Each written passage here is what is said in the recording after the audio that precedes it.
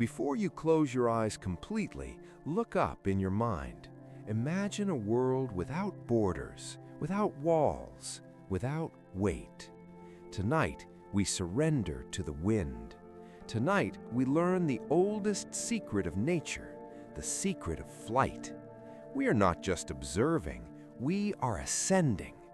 About Birds is really a story about freedom, about the silence of the clouds and the peace of returning home.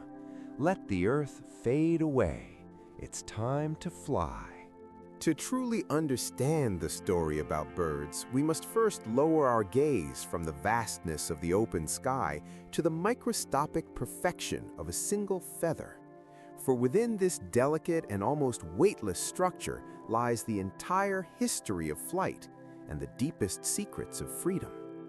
So let your mind drift back through the mists of time to a world that was heavy and bound to the earth, a world where the air was thick and humid and the ground shook with the footsteps of giants. But in the quiet shadows of those ancient fern forests, a miracle was slowly taking place, a transformation that would eventually lift life from the soil and offer it to the heavens.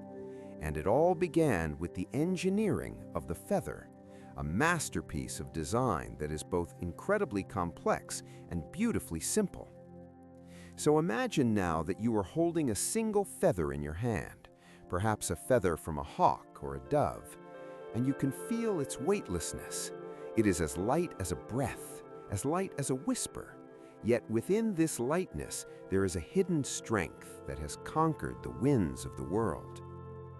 Run your finger mentally along the central shaft, the rachis, which is the spine of the feather. It is flexible yet sturdy, able to bend without breaking, able to absorb the pressure of a storm and snap back into place with perfect resilience. Extending from this shaft are thousands of tiny barbs, and from those barbs extend even tinier barbules. And here is the true magic about birds. These microscopic hooks interlock like a perfect zipper, creating a smooth and unified surface that can push against the air. It is a connection so seamless that when the wind strikes it, the air has no choice but to flow over it, creating the lift that allows a creature to defy gravity. Think of how soothing it is to watch a bird preen, running its beak along its feathers. This is the act of re-zipping that magical surface, restoring the integrity of the wing, a ritual of self-care that has existed for millions of years. And as we think about birds and their feathers, we must also think about warmth. For before feathers were used for flight, they were likely used for comfort, evolved from the hard and cold scales of their reptilian ancestors. These scales softened, frayed, and elongated over eons, turning into a coat of down that trapped the heat of the body against the chill of the prehistoric night. Imagine that feeling of insulation, like the heavy and comforting quilt you might have over you right now. That is the gift of the feather, the ability to create a sanctuary of warmth in a cold world. The down feathers are soft and chaotic, lacking the hooks of the flight feathers, designed only to hold pockets of warm air close to the skin. It is this layer of protection that allowed the ancestors of birds to survive the changing climates, to endure the ice ages, and to live in the highest mountains where the air is thin and freezing. So when we talk about birds, we are talking about the ultimate comfort, the feeling of being wrapped in layers of softness, safe from the elements, protected by the very design of nature itself. And now, let your imagination drift to that pivotal moment in history, the dawn of the feather, when the first creature, perhaps the Archaeopteryx, realized that these limbs, covered in strange new plumes, could do more than just keep it warm. Imagine the sensation of running, the claws pushing off the ground, the arms stretching out, and suddenly feeling the air push back, not as a wall, but as a cushion, a solid force that could be ridden. This was the moment the earth released its grip, the moment the heavy chains of gravity were loosened, and the concept of about birds truly began. It was a clumsy flutter at first, a glide from one branch to another, a brief escape from the predators below. But in that second of suspension, the world changed forever. The sky was no longer a ceiling, but a destination, and the feather was the key to that door. Think of the texture of the air as it moves over a curved wing. The physics of flight is a symphony of pressure and flow, the air moving faster over the top of the curved feathers and slower underneath, creating a vacuum that pulls the bird upward. It is not a struggle, but a surrender to the laws of physics, a harmony between the creature and the atmosphere. And as you lie there, relaxing, you can almost feel that sensation of lift, a gentle rising feeling in your chest, a lightness that spreads through your limbs, as if you too could drift upwards on a thermal current, floating effortlessly above the worries of the world. Seeing the landscape below turn into a patchwork of green and brown. The feather is also a canvas of color, a display of beauty that rivals any painting in a museum. From the iridescent throat of the hummingbird, which flashes like a ruby in the sunlight, to the deep midnight blue of the jay, the colors about birds are not just pigments, but structural wonders, created by the way light refracts through the prism-like structure of the feather itself. So when you see the shimmer of a starling or the glow of a peacock, you are seeing light being bent and scattered, a dazzling trick of physics that signals health and vitality. But let us return to the softness, to the silent flight of the owl, whose feathers are fringed with a velvet-like comb that breaks up the turbulence of the air, dampening the sound of the wind until the flight is completely silent. Absolute silence, the kind of silence you are finding now in the deep quiet of the night, where the only sound is the slow rhythm of your own breathing. The feather teaches us that strength does not have to be loud, and power does not have to be heavy. The most powerful travelers on our planet are the ones with the lightest touch, the ones who work with the wind rather than fighting against it. Consider the albatross, whose feathers are so perfectly adapted to the ocean winds that it can glide for days without flapping its wings, locking its joints, and letting the air carry it across the vast Pacific. This is the ultimate state of rest in motion, a trance-like state of travel where the bird is one with the breeze, and this is the feeling we seek tonight, a state of drifting, of letting the currents of sleep carry us without effort, without struggle, just gliding on the wings of relaxation. The story about birds is a story of resilience written in keratin, the same material that forms our own fingernails and hair, yet spun into a structure so intricate that no human engineering has ever fully replicated it. Each feather is replaced annually in a process called molting, a time of renewal and regeneration. The old feathers that are worn and tired are shed to make way for the new, a cycle of letting go and beginning again that mirrors the cycles of our own lives, and especially the cycle of sleep, where we shed the exhaustion of the day to wake up renewed. So, as you visualize the layers of feathers on a sleeping bird, notice how they overlap like shingles on a roof, creating a waterproof barrier that keeps the skin dry even in the pouring rain. Imagine the sound of rain falling on the leaves of a dense forest, a rhythmic pitter-patter, and amidst that rain sits a bird, fluffed up and content, completely dry under its coat of feathers. The water beads up and rolls off, leaving the warmth inside undisturbed. This image of the dry and warm center in the midst of a storm is a powerful anchor for your mind, reminding you that you are safe in your bed, protected from the outside world, wrapped in your own layers of comfort. The miracle of the feather is not just in its flight, but in its ability to create a boundary, a personal space where the bird is safe and secure. And as we drift deeper into this story about birds, we realize that the feather is a connection to the prehistoric past, a souvenir from the age of dinosaurs that has survived extinction and evolved into the most successful design in nature. Every time you see a sparrow hopping on the sidewalk or an eagle soaring high above a canyon, you are looking at millions of years of perfection, a lineage of life that found a way to conquer the sky. And this ancient wisdom is carried in every quill and every barb, a memory of the first leap into the air, the first taste of the clouds. And now that memory belongs to you, a sense of limitless potential and weightless peace. The air around you feels soft, the bed beneath you feels supportive, and your thoughts are becoming as light as down, floating, drifting, settling, just as a feather drifts slowly down from a high branch, rocking gently back and forth in the still air, taking its time to reach the ground. There is no rush, there is only the slow and steady descent into relaxation. The intricate engineering of the feather is fading from your mind now, replaced by a general sense of softness, a blur of warm colors and gentle textures. The hook and the barb and the shaft are all dissolving into a singular feeling of comfort.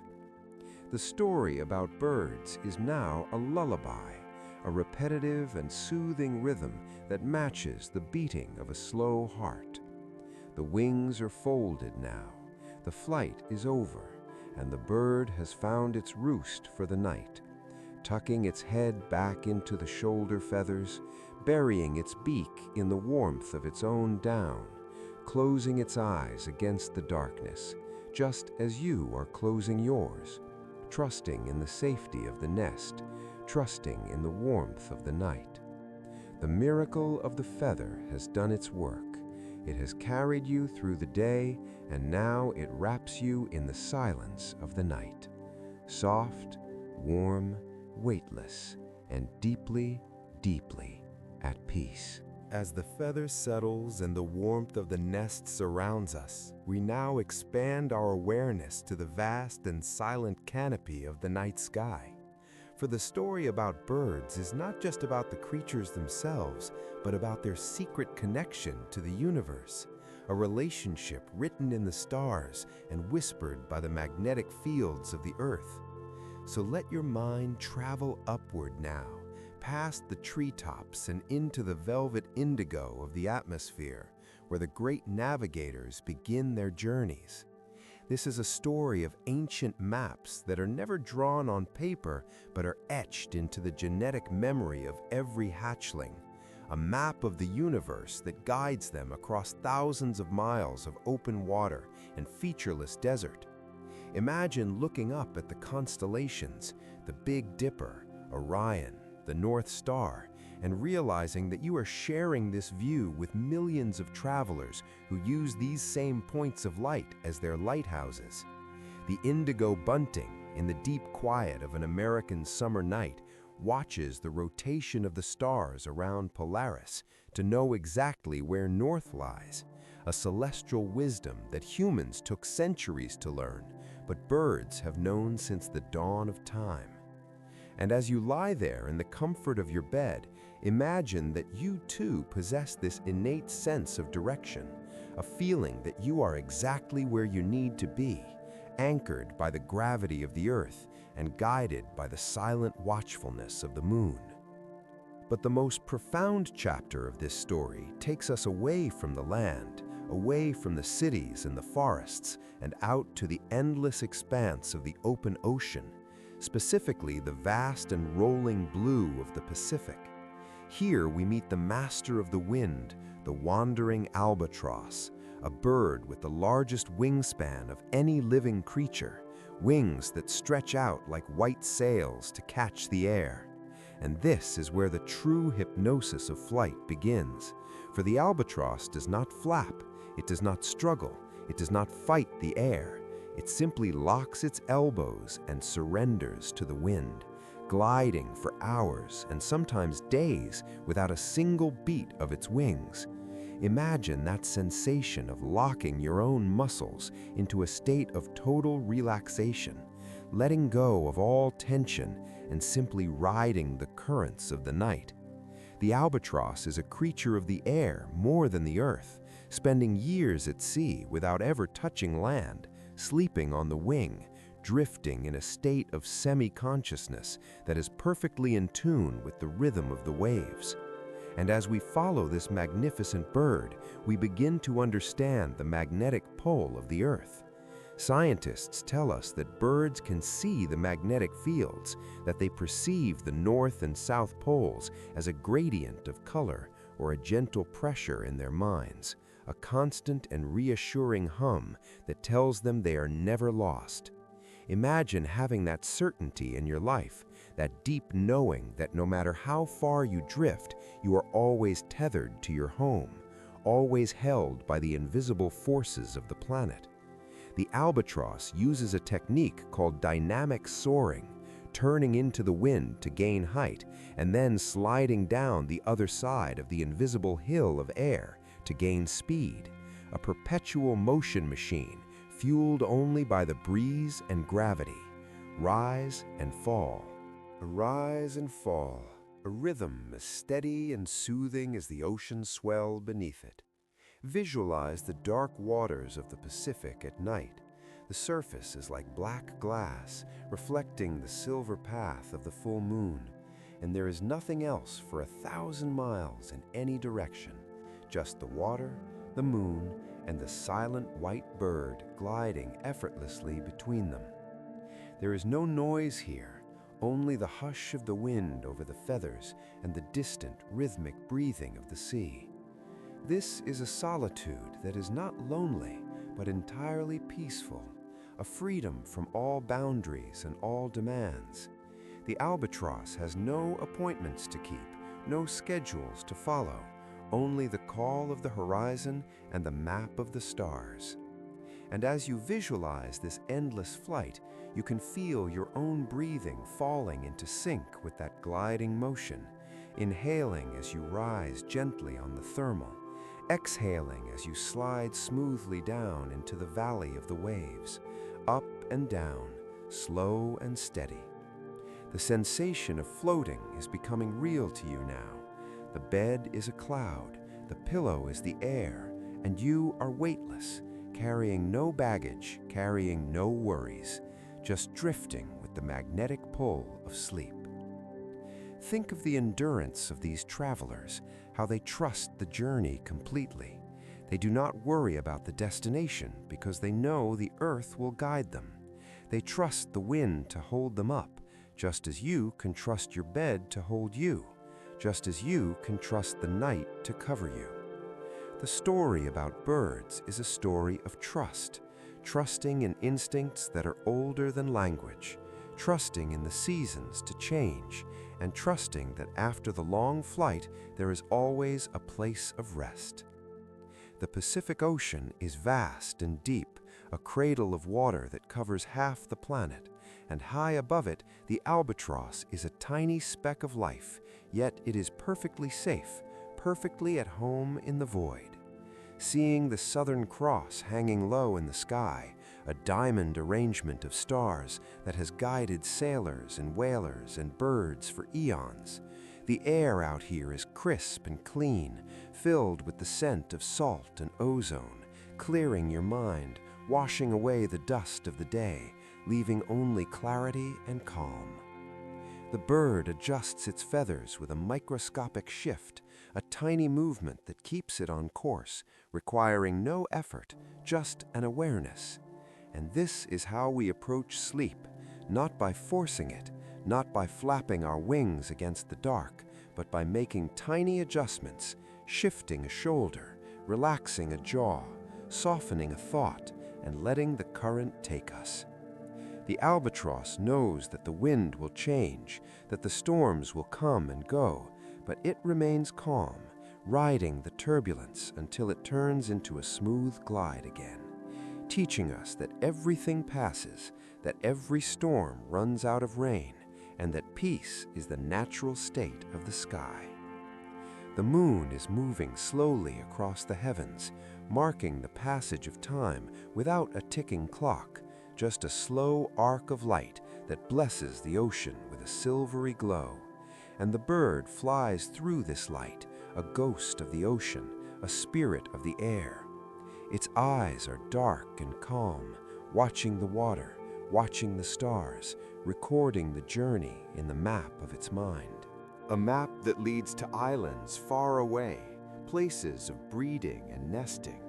But for now, the journey is the destination. The act of flying is the act of being, and there is nowhere else to be, nowhere else to go, just here in the vast, beautiful, silent now. The magnetic field is a blanket that wraps around the globe, protecting us from the solar winds, a shield that we cannot see, but which the birds can feel, a constant embrace from the earth itself. And you are wrapped in that same field, held by the same gravity, part of the same great system of motion and rest. The rhythmic gliding continues, mile after mile, hour after hour, a meditation in movement. The wings do not tire because they are supported by the air, just as your body does not tire because it is supported by the mattress.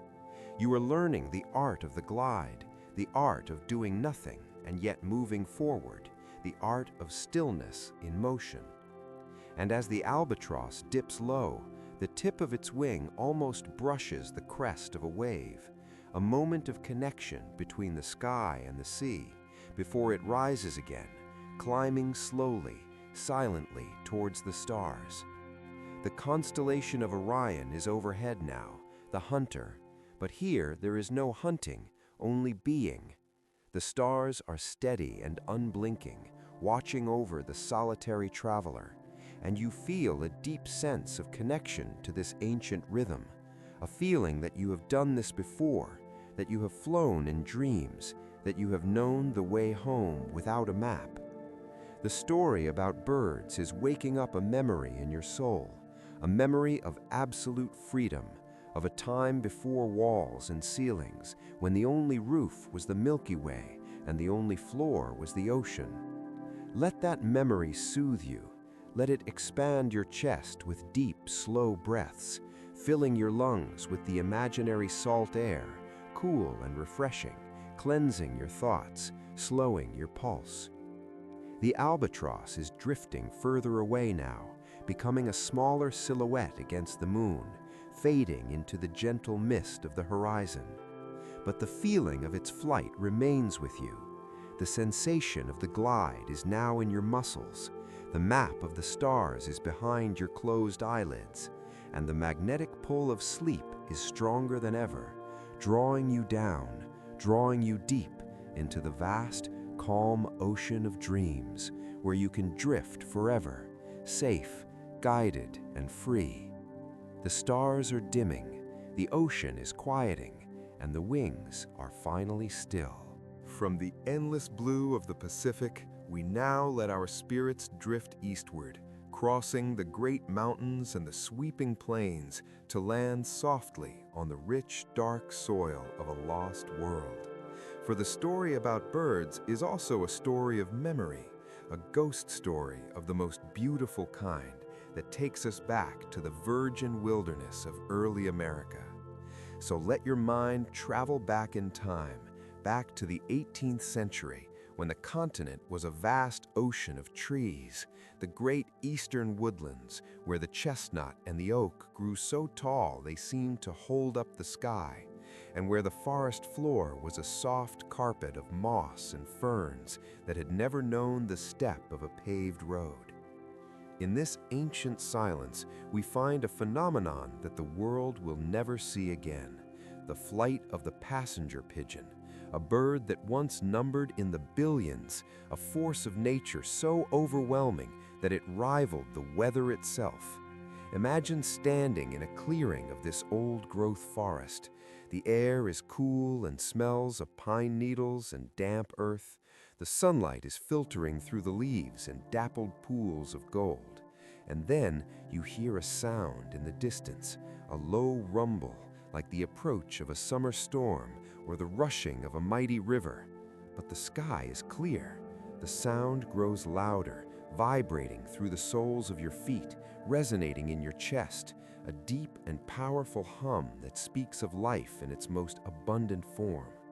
And then you look up, and the story about birds becomes a story of eclipse, for the flock is arriving, and it is not a flock of hundreds or thousands, but a flock of millions, a living river of feathers flowing across the blue sky. They are so numerous that they block out the sun, casting a sudden and soothing twilight over the land at high noon. Imagine that feeling of the light dimming, the world becoming cozy and shadowed, a premature evening brought on by the wings of the vast multitude. The air around you begins to move, stirred by the beating of a billion wings, creating a breeze that brushes against your face, cooling your brow, a wind made entirely of flight. This is the river of air, a current of energy that flows above the treetops, and you are standing beneath it, bathed in the awe of this majestic procession. The passenger pigeon was a beautiful bird, sleek and fast, with a back the color of slate blue and a breast of rusty red, their long tails helping them navigate the tight spaces of the forest. But here in the open sky, they are a single entity, a unified consciousness moving with a singular purpose. Imagine the hypnotic visual of this endless stream, row after row, mile after mile, taking hours or even days to pass, a spectacle that defies logic, a testament to the richness of the American landscape. And as you watch them in your mind's eye, you feel a sense of profound nostalgia, a longing for a time when nature was wild and untamed and overflowing with life. This is a comforting feeling, a connection to the roots of the land, to the stories of settlers and Native Americans who stood in this same awe, watching the Great Spirit move across the sky. The sound is no longer loud, but has become a steady white noise, a rushing sound like a waterfall that drowns out all other thoughts, washing away your worries, washing away the stress of the modern world, leaving only this primitive and peaceful connection to the earth. The story about birds here is about abundance, about a cup that is overflowing, reminding you that nature is generous and vast, and that you are a part of that vastness. The flock moves with a fluid grace, swirling and undulating like a ribbon of smoke, changing shape as it navigates the currents of the air. And you are mesmerized by the pattern, by the endless repetition of wing beats, flap and glide, flap and glide, a rhythm that syncs with your own heartbeat, slowing it down, bringing it into harmony with the pulse of the wild. Imagine the sheer weight of life above you, yet it is light, it is airborne, it is free. And as the hours pass, the light begins to change. The sun is actually setting now, joining the artificial twilight created by the birds, and the great flock begins to descend, looking for a place to rest.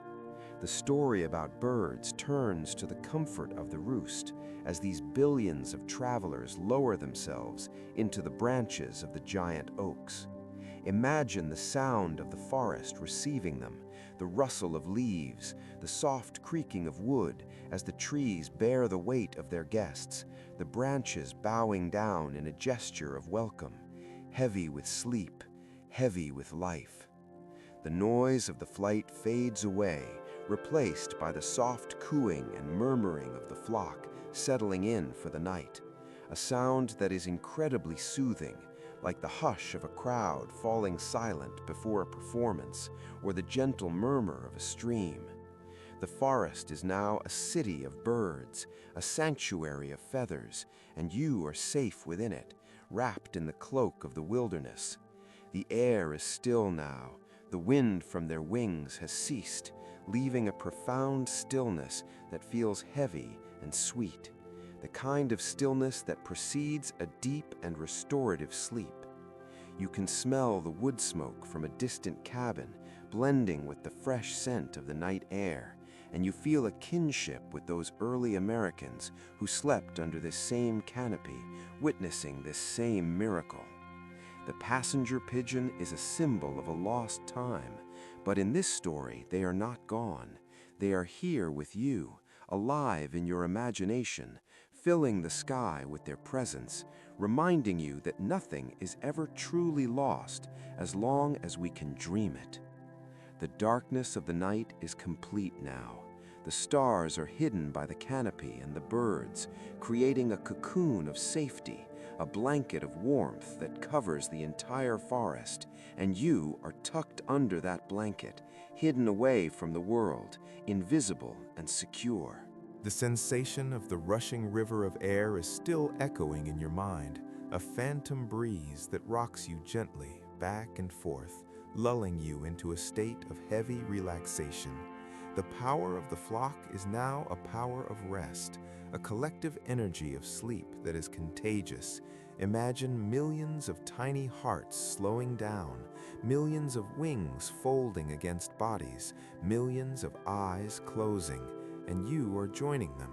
You are part of the great roost, folding your own wings, settling into your own nest, feeling the support of the bed beneath you, just as the birds feel the support of the sturdy oak branches. The ground is solid, the tree is strong, and the night is kind. The story about birds is a story of returning to the wild, of finding your place in the natural order, where the only task is to survive and to sleep. The complexity of your human life is fading away, replaced by the simplicity of the bird's life, the need for rest, the need for warmth, the need for safety, all of which you have right now. The vastness of the American wilderness surrounds you, a protective barrier of miles of trees and mountains, shielding you from any disturbance. The memory of the passenger pigeon is a blessing, a vision of plenty that fills your soul with gratitude. Gratitude for the beauty of the past, for the peace of the present, and for the promise of rest. The rushing sound has faded completely now to a whisper, a gentle breath of wind through the high leaves. Shh, shh. The forest is saying, sleep now, rest now. The journey is over for the day. The great migration has paused.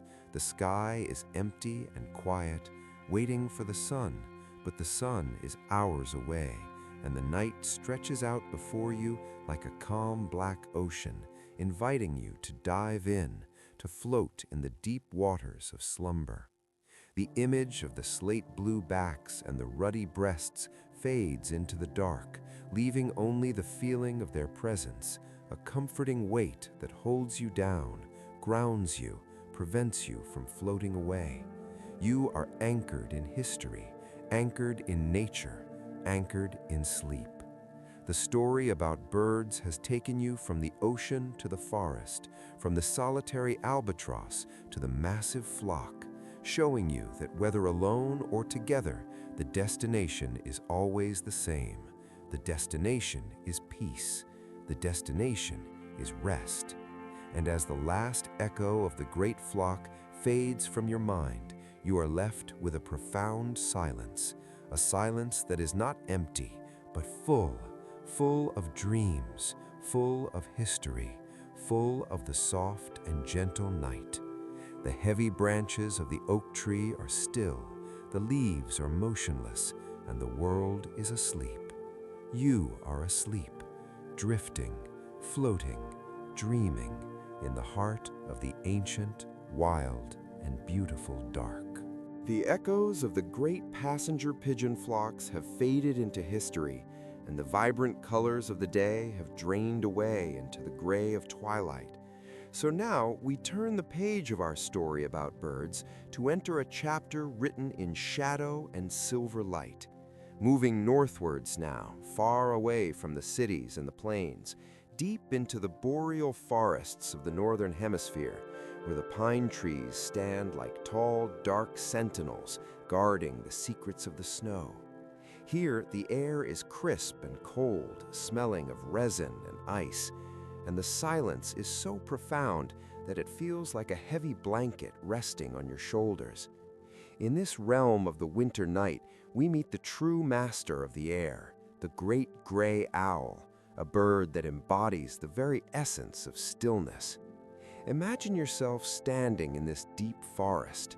The ground is covered in a thick layer of snow that absorbs every sound, muffling your footsteps, muffling the wind, creating a studio of silence where the world feels paused. And there, perched on a low branch of a spruce tree, is a shape that looks more like a spirit than a bird. The great gray is the largest of all owls by size, yet it is a creature of illusion.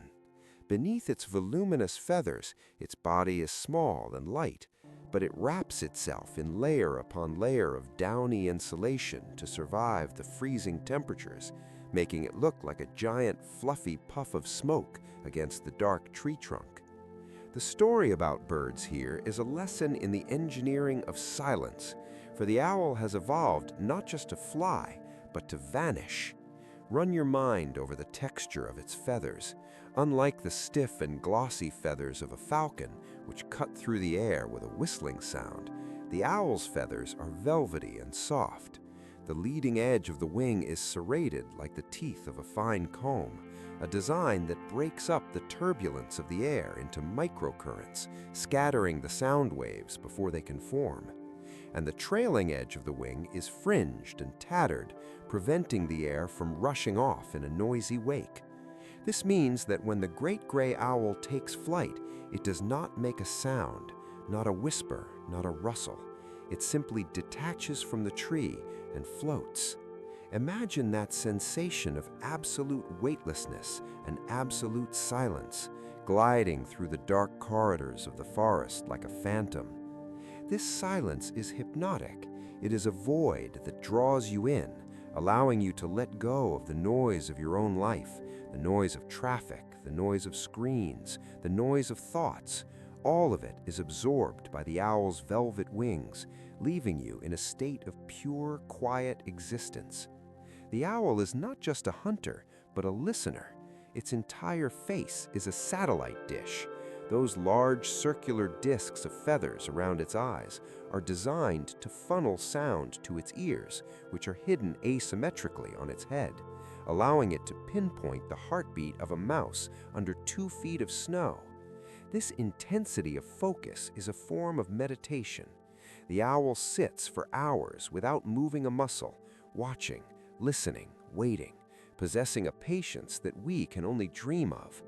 And as you visualize this bird sitting in the moonlight, you can borrow its patience. You can stop rushing, stop planning, and just sit, just be, watching the night unfold with golden eyes. The eyes of the great gray owl are a piercing yellow, glowing like 2 small moons in the darkness. But they are not frightening, they are watchful.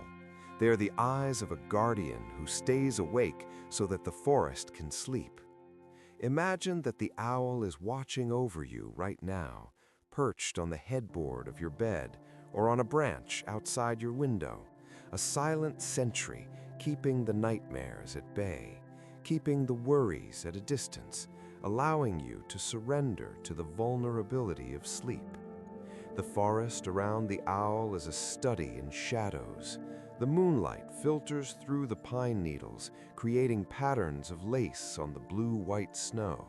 And the cold is a purifying force, freezing time, slowing down the pulse of the earth.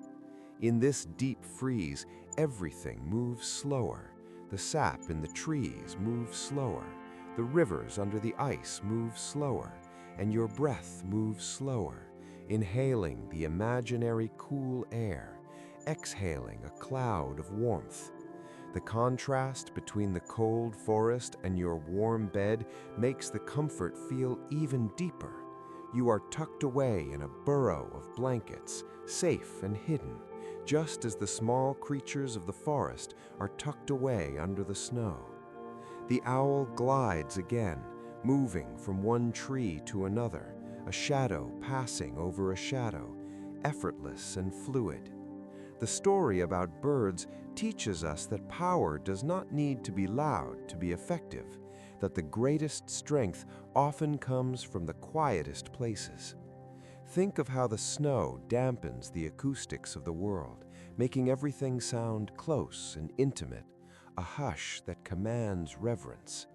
This is the atmosphere of the About Birds journey tonight, a holy silence that invites you to close your eyes and drift. The great gray owl is often called the Phantom of the North, a name that suggests it belongs to the dream world as much as the waking world. It navigates the darkness with ease, unafraid of the night, at home in the void. And it invites you to be at home in the darkness too, to see the night not as a time of blindness, but as a time of rest, a time when the visual world recedes and the inner world expands. The golden eyes blink slowly, a long, languid blink that says all is well, the forest is safe, the territory is secure. The owl settles its feathers, fluffing them up to trap the body heat, a movement that looks like a shrug of contentment. And you can mimic this, settling into your mattress, adjusting your pillow, finding that perfect position where the body feels weightless. The silence of the owl is contagious. It spreads from the bird to the trees, from the trees to the air, and from the air into your mind, quieting the inner chatter, turning down the volume of your internal monologue until there is only a soft, rhythmic hum, the hum of existence, the hum of sleep. The northern lights might be flickering overhead now, ribbons of green and violet dancing silently in the upper atmosphere, a celestial light show that the owl watches with indifference, for it is grounded in the stillness of the earth. The story about birds is a story of connection to these elemental forces, the wind, the snow, the moon, the stars, forces that are eternal and unchanging, providing a stable backdrop for your rest. Imagine the view from the owl's perch, high up in the canopy, looking down at the sleeping world. The rolling hills of the forest look like waves of a dark ocean, frozen in time. Beautiful and serene, there is no one else around for miles, just the trees and the snow and the stars, a solitude that is rich and restorative. The owl turns its head, swiveling with that uncanny flexibility, checking the horizon, checking the back trail, ensuring that the peace is unbroken. And, satisfied, it pulls its head down into its shoulders, becoming a round, soft shape, merging with the tree, becoming part of the wood, part of the night. You are also merging with your surroundings, melting into the softness of the bed, the boundaries of your body blurring as you sink deeper into relaxation. The velvet darkness is not empty. It is full of potential, full of dreams waiting to be dreamt. The owl's flight is the flight of your consciousness, leaving the waking world, detaching from the branch of reality and floating into the mist of sleep, silent, smooth, without a ripple. The feathers of the mind are smoothing down. The turbulence of the day is smoothed away by the serrated edges of the night, leaving only a clean, quiet flow. The air is still, the wind has died down, and the only movement is the slow rise and fall of your chest, mirroring the slow rhythm of the owl's existence. The silent hunter has found its peace. It is no longer hunting, it is resting, watching, guarding, and in its presence you are completely safe. The golden eyes are the last things you see before the darkness becomes total, a friendly light that guides you into the tunnel of sleep. deeply comforting, deeply quiet. The story about birds has brought you to the heart of the winter night, a place where sleep is the only natural state, a place where the silence is a song, a lullaby without words, sung by the wind and the snow and the velvet wings of the owl. Rest now in the shadow of the great pine, under the gaze of the moon, wrapped in the warmth of the nest, sinking, drifting, floating into the perfect, absolute, healing silence. From the silent and snowy forests of the owl, we now let the seasons turn in our minds, watching the ice melt and the green shoots of spring emerge. For the story about birds is not only a story of travel and flight, but also a story of home, of the deep and ancient instinct to build a sanctuary where life can be held safe and warm. So let your focus drift now to the intricate art of the nest, the cradle of nature, and the incredible dedication of the architects who build them. Imagine the early morning light of an American spring. The air is filled with the scent of damp earth and blooming lilacs, and the world is waking up to the gentle industry of construction. Birds are the original weavers, the original potters, and the original builders, creating structures of immense strength and softness without a single tool, using only their beaks and their bodies to shape the world around them.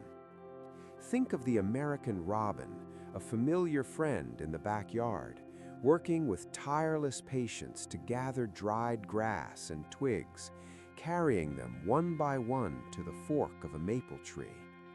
There is a soothing rhythm to this work, a fetch and carry, that mirrors the repetitive nature of a mantra.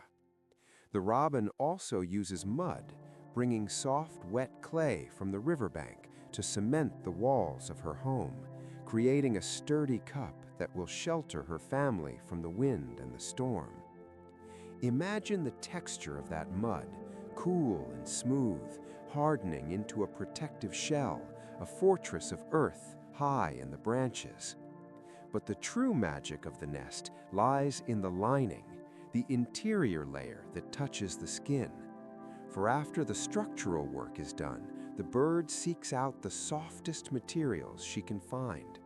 She gathers the fur shed by sleeping animals, the downy fluff from the seeds of a dandelion, and the finest blades of dry grass, weaving them into a mattress that rivals the finest luxury bedding. This is the story about birds as the creators of comfort. They understand that safety is not just about walls, but about softness, about creating a space where one can completely let go. And as you lie in your bed, you are mirroring this ancient desire for comfort. Your mattress is your nest, your blankets are the lining, and you are tucking yourself in just as the bird tucks the moss into the crevices of the branches, sealing out the drafts, sealing out the cold, making everything airtight and cozy. But to truly understand the miracle of the nest, we must look at the master of the miniature, the ruby-throated hummingbird, whose home is the size of a walnut shell, a tiny marvel of engineering hidden among the leaves. The hummingbird does not just build, she stretches. She gathers the silk from spider webs, the strongest and most elastic material in nature, and wraps it around the outside of her nest, binding the lichen and the moss together in a stretchy, breathable fabric. Imagine the sensation of being wrapped in spider silk, a material that expands as you breathe, that holds you tight but never restricts you.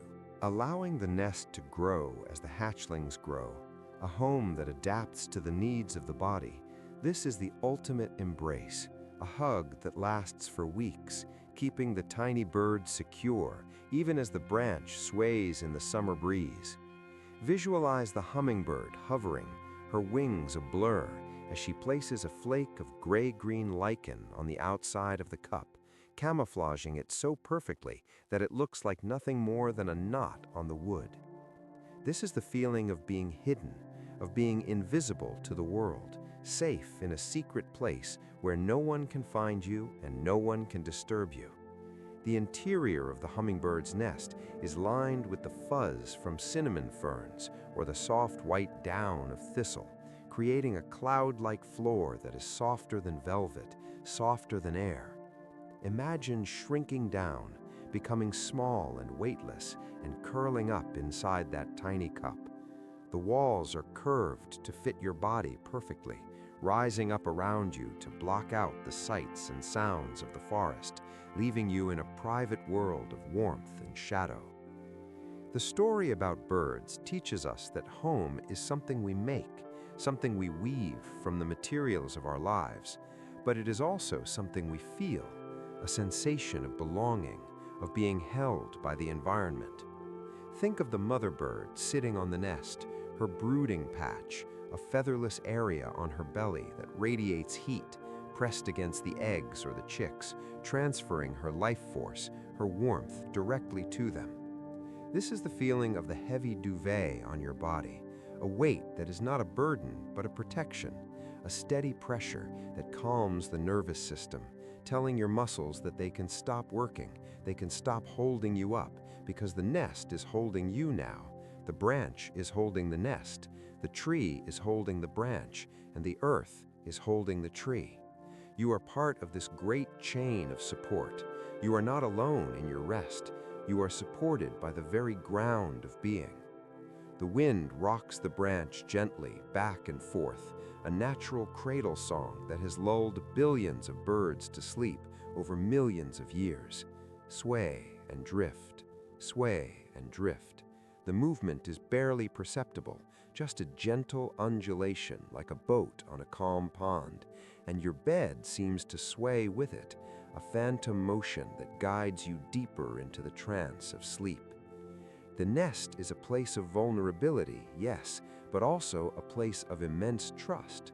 The bird trusts the tree not to break, trusts the camouflage to hide her, trusts the dawn to come. And you are invited to step into that circle of trust, to believe that you are safe here in the dark, that your home is your fortress, and that nothing can harm you while you rest. The dedication of the builder is over now. The work is done. The twigs are woven. The mud is dry. The silk is spun. And now is the time for enjoyment, the time to simply exist within the creation. The story about birds reminds us that we work hard so that we can rest deeply, that the purpose of the day is to prepare for the night. And now that the night is here, you can lay down your tools, lay down your thoughts, and simply curl up. The shape of the nest is circular, a symbol of wholeness and completion. There are no sharp corners here, no hard edges.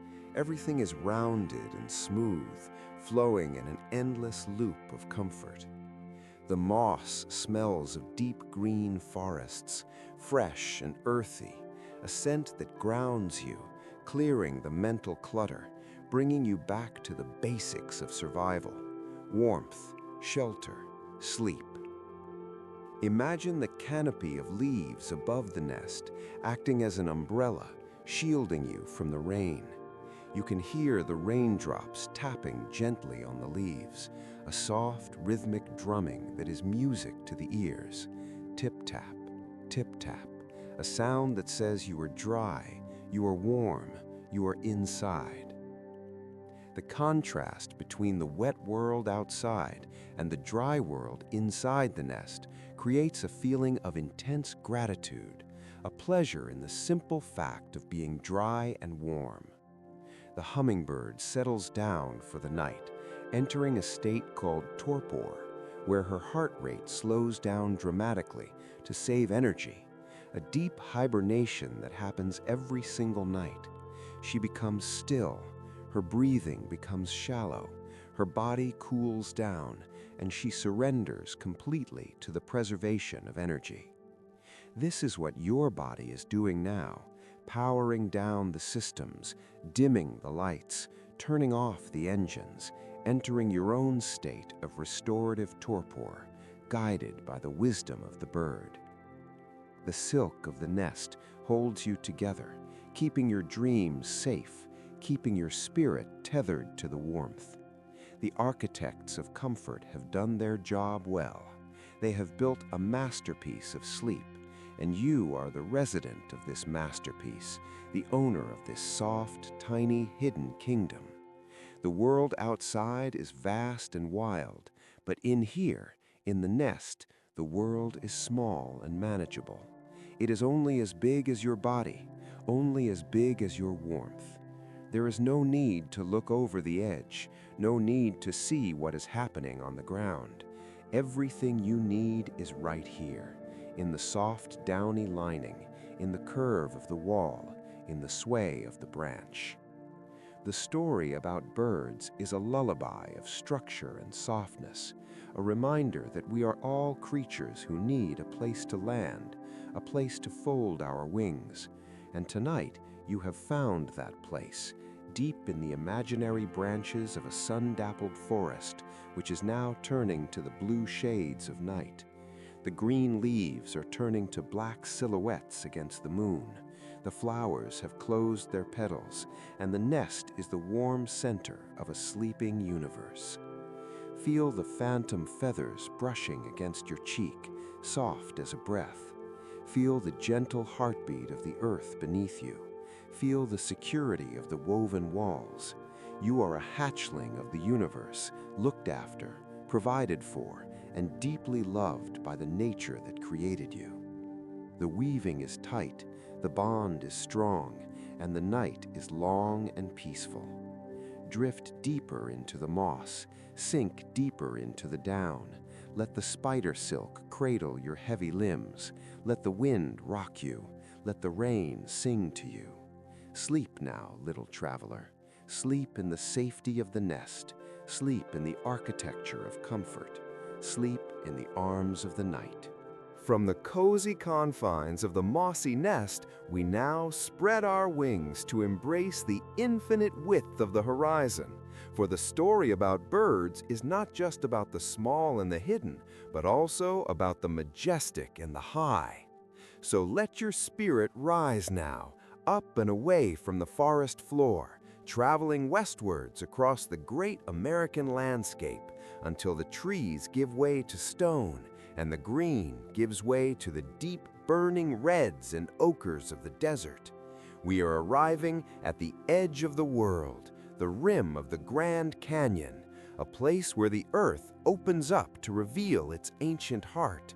And here, patrolling the silence of the gorge, we find the symbol of power and spirit, the bald eagle, known to the Native American tribes as the messenger of the Creator, the one who flies closest to the sun. Imagine standing on the edge of a towering limestone cliff. The air is warm and dry, smelling of sagebrush and sun-baked rock, and the view before you is so vast that it defies comprehension. A labyrinth of canyons carved by the patience of the river over millions of years. And in this vastness, you are not small. You are expansive, your soul stretching out to fill the space. The eagle is perched on a jagged outcrop of rock, its white head gleaming like snow against the deep blue of the desert sky. Its feathers are dark brown and arranged with the precision of armor, strong and impenetrable, and its eyes are sharp, seeing not with judgment, but with clarity, seeing the world exactly as it is, without the filter of worry or fear. The story about birds here is a story of perspective, of rising above the chaos of the ground to find the peace of the stratosphere. So close your eyes and imagine that you are borrowing the wings of the eagle, feeling the heavy muscles of your shoulders transforming into powerful spans of feathers, feeling the lightness in your bones. You lean forward into the breeze, and with a single powerful thrust, you leave the stone behind. The moment of takeoff is not frightening, but exhilarating, a sudden release of gravity's hold, and then you are airborne. But you do not flap, you do not struggle, for the eagle is the master of energy conservation.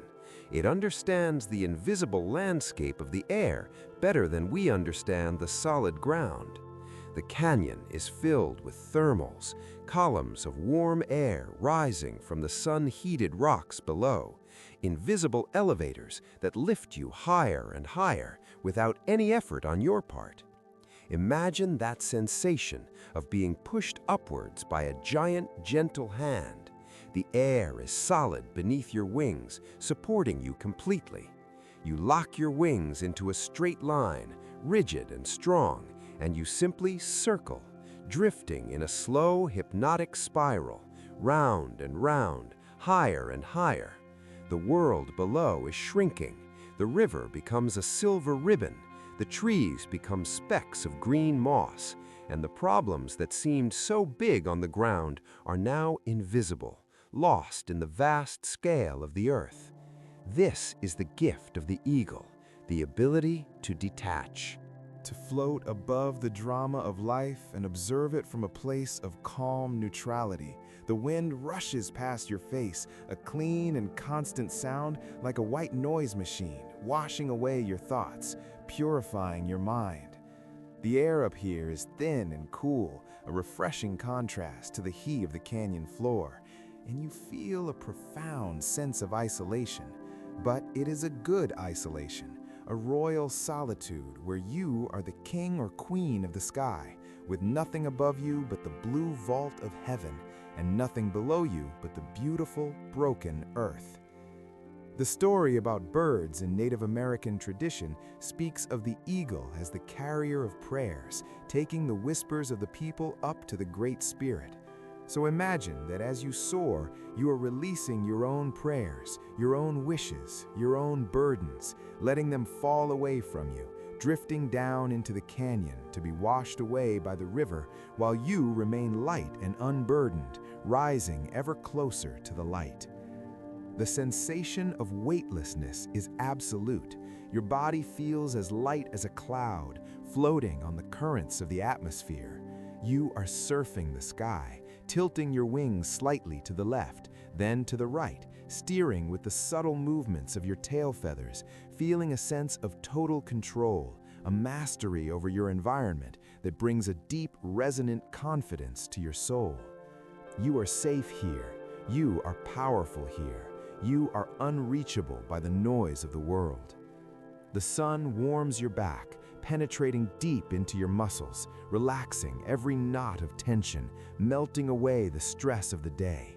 Just as the sun warms the red rocks of the canyon walls, turning them to shades of brilliant orange and purple as the afternoon wears on. The shadow of the eagle moves across the canyon floor, a dark cross sweeping over the cliffs. But you are high above the shadow, living in the light. The silence of the high altitude is a physical presence, a lack of sound so complete that it rings in your ears, a holy silence that connects you to the divine. The eagle does not need to speak, it does not need to sing.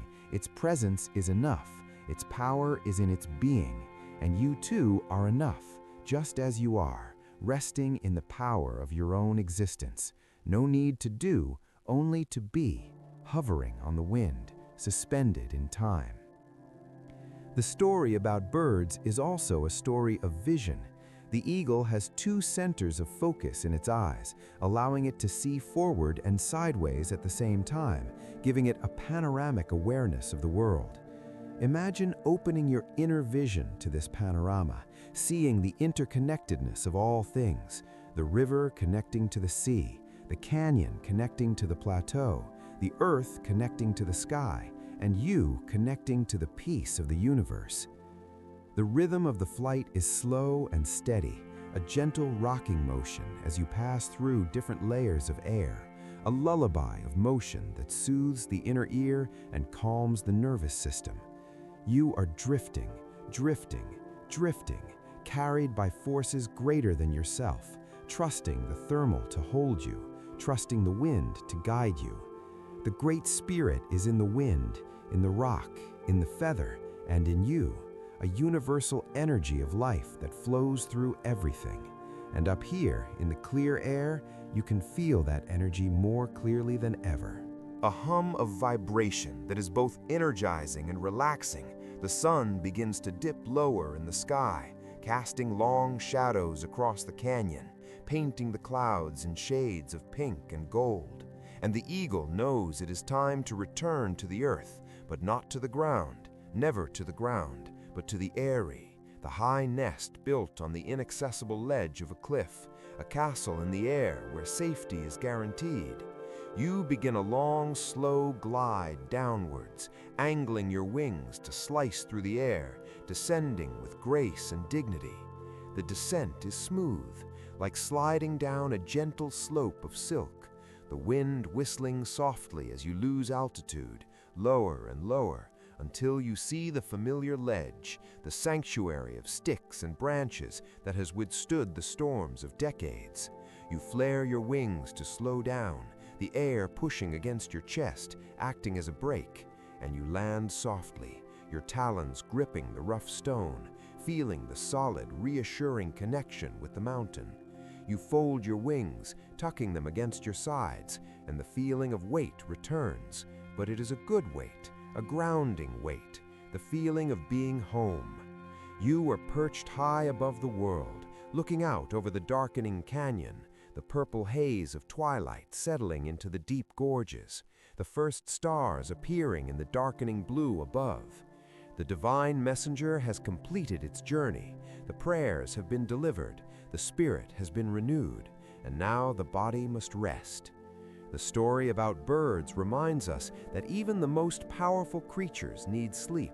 Even the masters of the sky need to close their eyes. The eagle fluffs its feathers, creating that warm layer of insulation once more, pulling its head down, settling into the stillness of the rock.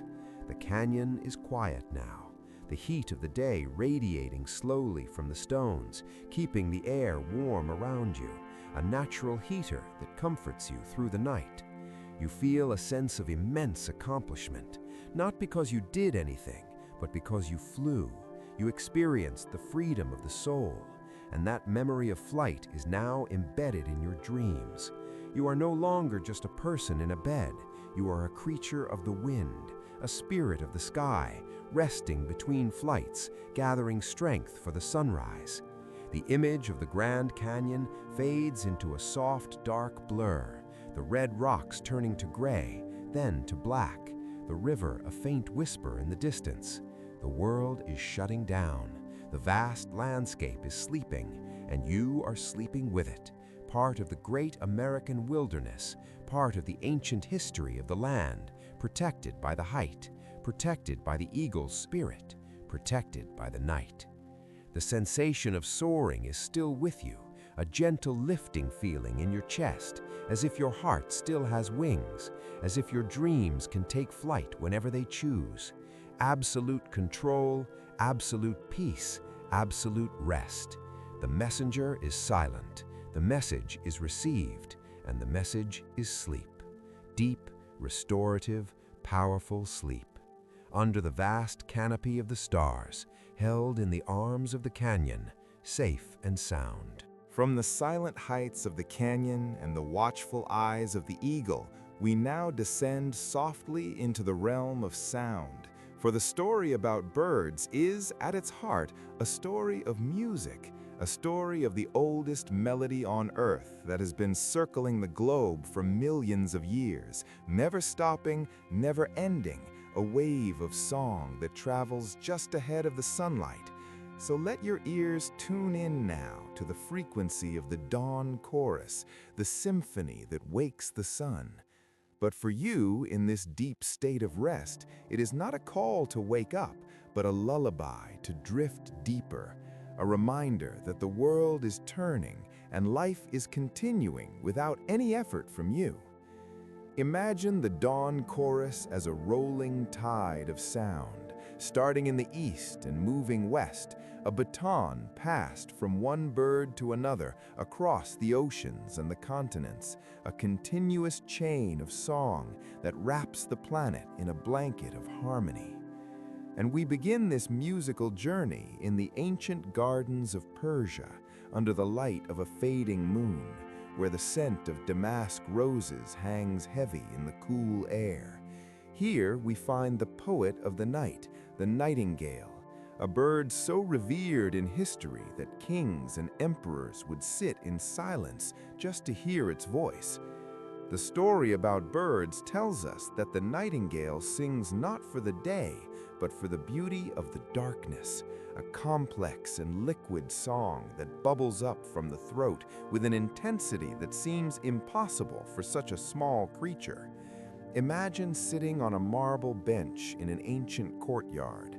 The water in the fountain is still, the stars are reflected in the pool, and from the depths of a pomegranate tree comes a cascade of notes, rich and melodious, trilling and whistling, a song of longing and love that touches the deepest part of the soul. The nightingale's voice is a flute made of feathers, playing a tune that bypasses the mind and speaks directly to the heart, calming the nervous system, smoothing out the wrinkles of the day. And as you listen to this imaginary song, you can feel the vibration of it in your own chest, a gentle resonance that loosens the tightness in your shoulders, loosening the knot in your stomach. For sound is a physical force, a healing wave that massages the body from the inside out. The bird possesses a unique instrument called the syrinx, a voice box deep in its chest that allows it to sing two notes at once, creating a self-harmonizing duet within a single body. This is the magic about birds. They are living instruments, carrying the capacity for complex harmony within their very bones. And this complexity is what makes their song so hypnotic, so entrancing. It weaves a spell that captures your attention and then gently leads you into the trance of sleep. But the song does not stay in Persia. It travels with the rotation of the earth, crossing the Atlantic, moving over the waves where the gulls cry softly to the dawn, and landing gently in the familiar comfort of an American suburb. Here, the air smells of dew-covered grass and wet pavement. The streetlights are just flickering off, and the neighborhood is asleep in a blue-gray haze. And on the branch of an oak tree in the front yard sits the American robin, the harbinger of spring, the familiar friend whose red breast is a splash of warmth in the cool morning. The robin's song is different from the nightingale's. It is a cheerful, rhythmic carol, rising and falling in a steady cadence. Cheerily, cheer up, cheerily, cheer up, a mantra of optimism that has greeted the American morning for centuries. Imagine that sound drifting through an open window, muffled by the curtains, distant and soothing. It is a sound that signifies safety, for birds only sing when they are safe, when the predators are gone and the territory is secure. So hearing the bird song is a primal signal to your brain that all is well, that the perimeter is guarded, and that you can relax completely. The story about birds reminds us that this music is older than humanity, older than language, older than civilization. The ancestors of the robins sang to the mastodons. They sang to the silence of the prehistoric world, and they are singing to you now, connecting you to a lineage of life that stretches back to the dinosaurs. There is a profound comfort in this continuity, in knowing that no matter what happens in the human world, the birds will keep singing, the sun will keep rising, and the earth will keep turning. The song is a constant, a steady heartbeat in a changing world, and you can rest your weary mind on this constancy, leaning into the melody as if it were a physical support. The vibration of the song acts as a sound bath, washing away the static of your thoughts, replacing the chaotic noise of the day with the structured beauty of nature. Imagine the sound waves traveling through the air, invisible ripples of energy that touch your skin and soothe your nerves. The song of the wood thrush is another voice in this American choir, a flute-like melody that spirals upwards, an ethereal sound that seems to come from another dimension, echoing through the mist of the deep woods. It is often called the most beautiful sound in nature, a hollow, bell-like tone that rings with a clarity that pierces the fog of sleepiness and gently guides you into the realm of dreams. This story about birds is a story of communication, but they are not talking to you. They are talking to each other, proclaiming their existence, and you are simply the audience, the silent witness to this global opera. You have no role to play here, nothing to fix, nothing to answer. You can simply listen, simply absorb, simply be. The dawn chorus is building now in your imagination, a layering of voices, the chirp of the sparrow, the whistle of the cardinal, the coo of the mourning dove, all blending into a wall of sound that surrounds you like a protective force field, blocking out the silence that can sometimes be too loud, blocking out the worries that try to creep in. The sound is a texture, a woven fabric of frequencies that wraps you in a cocoon of acoustic comfort. Imagine the vibration humming in your throat, resonating in your skull, a pleasant buzzing sensation that makes your eyelids feel heavy, so heavy that they cannot open. The sun is waking up on the other side of the world. But here, in your room, it is still the sanctuary of the night, and the bird song is a promise of the future, a promise that the light will return. So you don't have to worry about it, you don't have to hold the vigil, the birds are holding it for you. The robin is the guardian of the morning, taking the first watch, allowing you to stay deep in the velvet darkness of the late night. The sound of the dawn chorus is also a trigger for memory, taking you back to childhood mornings when you would wake up in a safe bed, hearing the birds and knowing that it was a Saturday, that there was no school, that you could roll over and go back to sleep. Recapture that feeling now, that delicious permission to drift, to ignore the world, to sink back into the pillows. The story about birds is the story of that permission, the permission to be part of nature's rhythm, which includes long periods of rest. The song is slowing down in your mind now. The notes are stretching out, becoming longer, slower, deeper. The cheerily cheer up of the robin is turning into a slow motion lullaby, relaxing the muscles of your face, unclenching your jaw, smoothing your brow.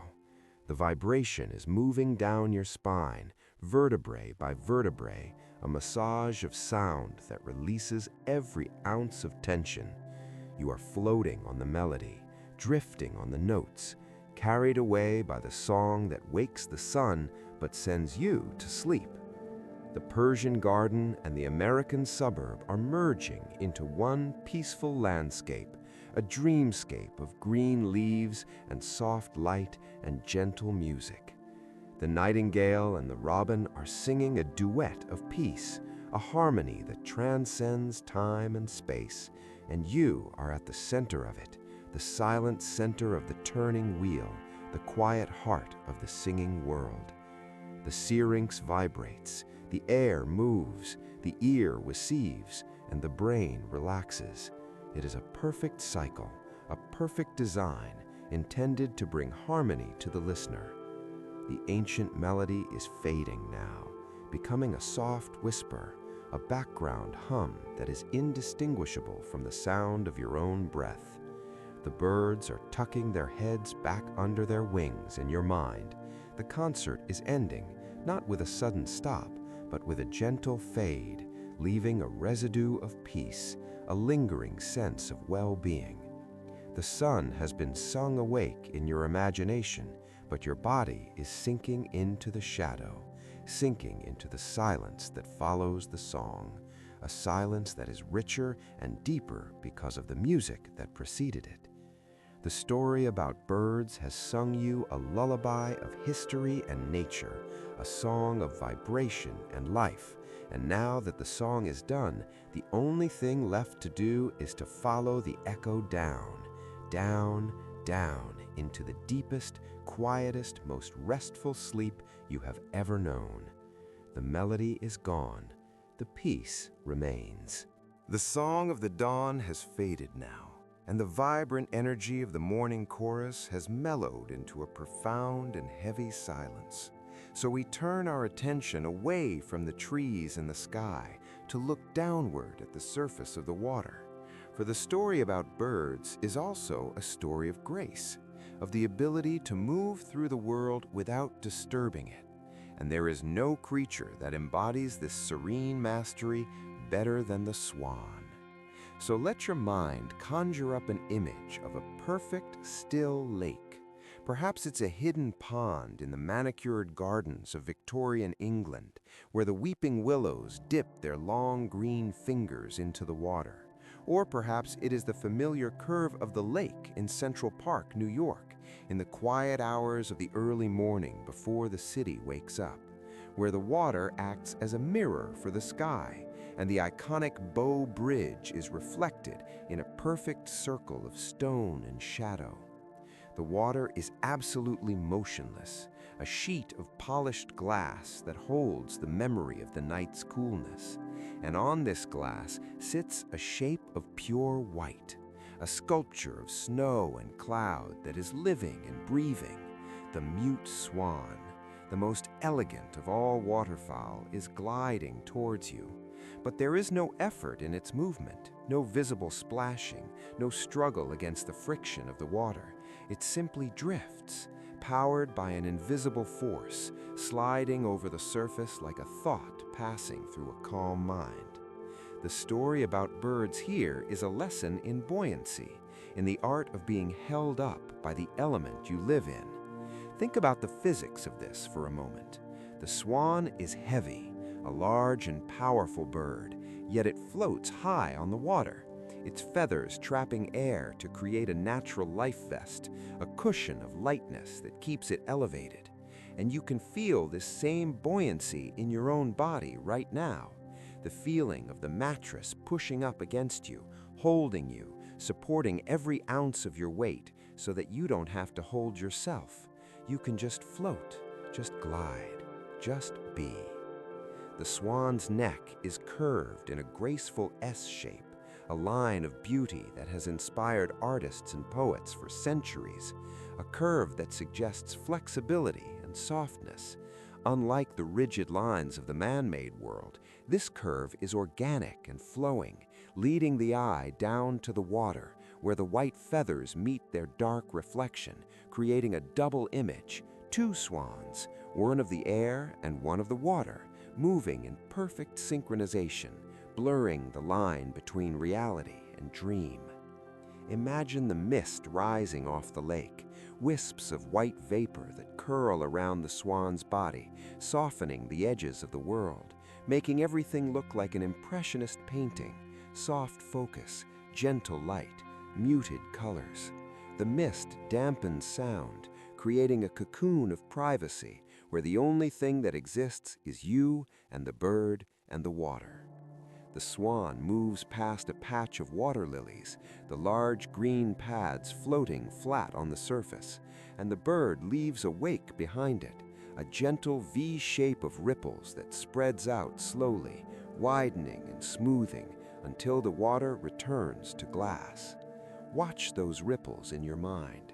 Watch them expand and fade, just as your thoughts are expanding and fading.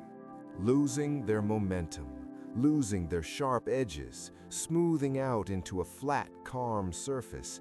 The story about birds is a story of waterproofing, of having a shield against the wet and the cold. The swan spends its life in the water, yet its skin never gets wet, protected by thousands of overlapping feathers that are coated in natural oils. Water off a duck's back, as the saying goes, but here it is the water off a swan's wing. Nothing sticks, nothing penetrates. The cold water slides away, leaving the bird warm and dry within. Imagine that you have this same protection, a shield of relaxation that prevents the stress of the world from touching you. Let the worry slide off like water droplets, leaving your inner core warm, dry, and untouched. The stillness of the lake is contagious. It is a mirror that reflects peace back into your soul. In Central Park, the distant hum of the city is just a background vibration, a reminder that life goes on. But here, on the water, time has stopped. The buildings in the distance are just cardboard cutouts, silent sentinels that cannot reach you. You are in the center of the park, in the center of the lake, in the center of the peace. The swan dips its head, the orange beak breaking the surface to pluck a piece of aquatic grass, a slow and deliberate movement. And then the head rises again, water dripping from the beak like diamonds in the pale light. Drop, drop, drop, creating tiny concentric circles that mesmerize the eye. This is the pace of nature. There is no rushing, no hurry to get to the other side of the lake. The goal is not the destination, but the glide itself, the pleasure of the movement, the sensation of the cool water parting before the breast feathers. The swan is the royalty of the bird world, possessing a dignity that demands respect. And in its presence, you feel a sense of nobility, a reminder of your own worth, your own right to rest and be at peace.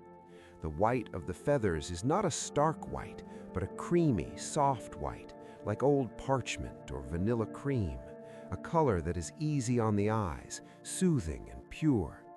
The wings are folded tight against the back, creating a smooth, streamlined shape, a boat made of feathers navigating the silent sea of the morning.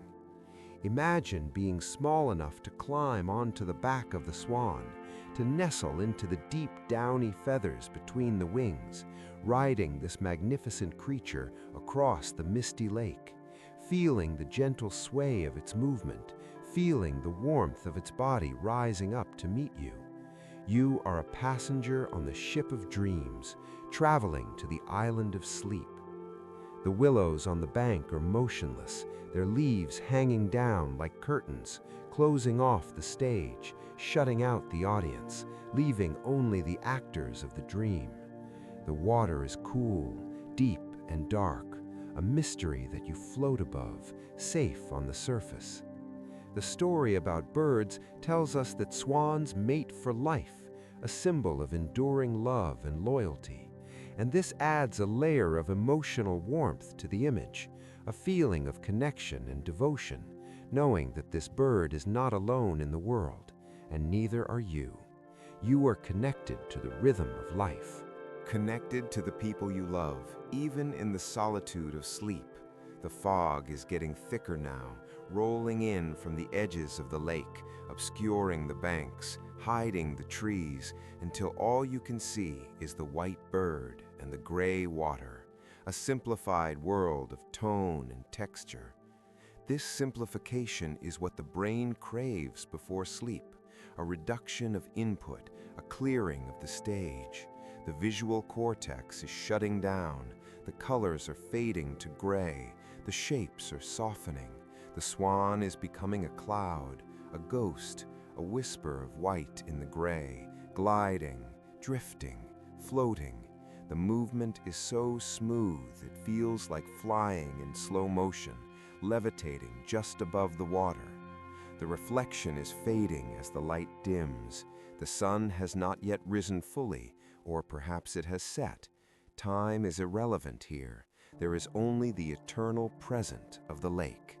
The water is a cradle, rocking the bird, rocking the reflection, rocking you. The stillness is absolute. Not a leaf moves, not a fish jumps. The surface is perfect, unbroken, serene. The swan decides that it is time to rest. It stops paddling, letting its momentum carry it forward until it comes to a slow, graceful halt, drifting in the center of the void. It twists its long neck backward, turning its head to rest it on its own back, tucking the beak under the wing. This is the universal posture of bird sleep, the folding in, the protecting of the head, the closing of the circuit. The swan becomes an oval of white, a floating island of peace, eyes closing, the long neck acting as a pillow, the feathers rising slightly to cover the face, blocking out the light, blocking out the cold.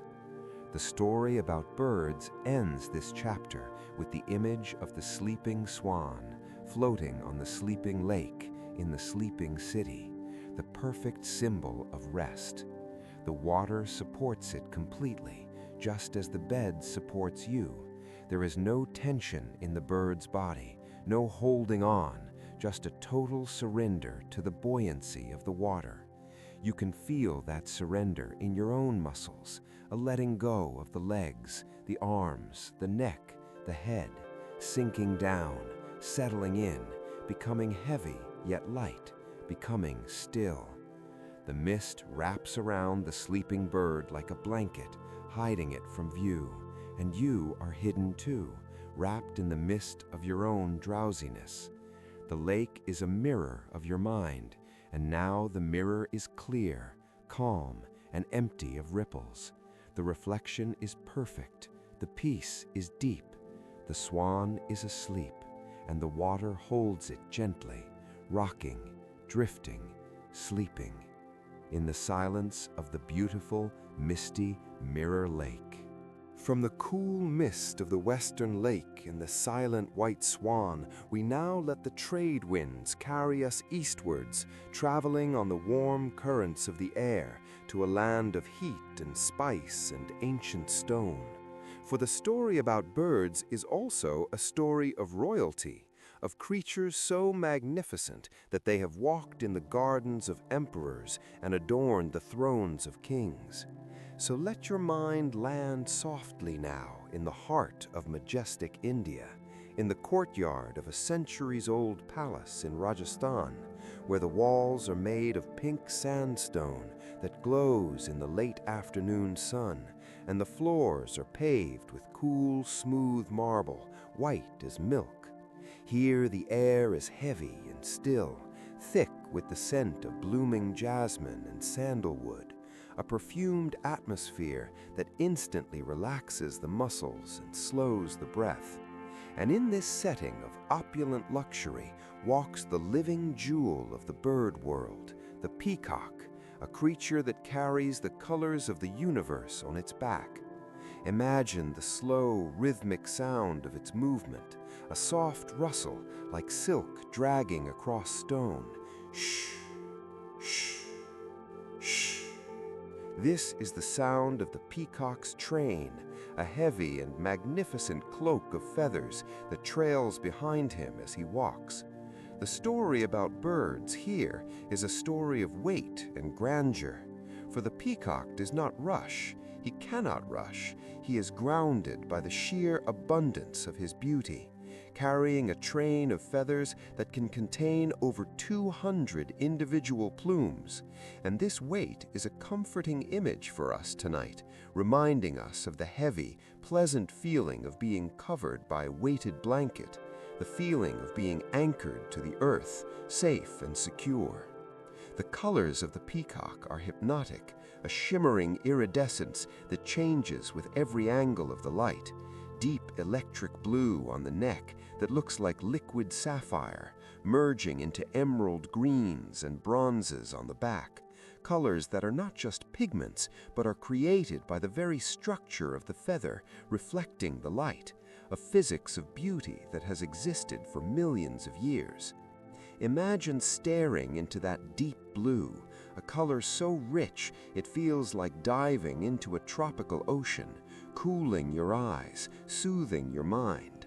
The peacock walks with a measured, high-stepping gait, placing each foot down with intention, a slow and hypnotic cadence that invites you to slow down your own thoughts.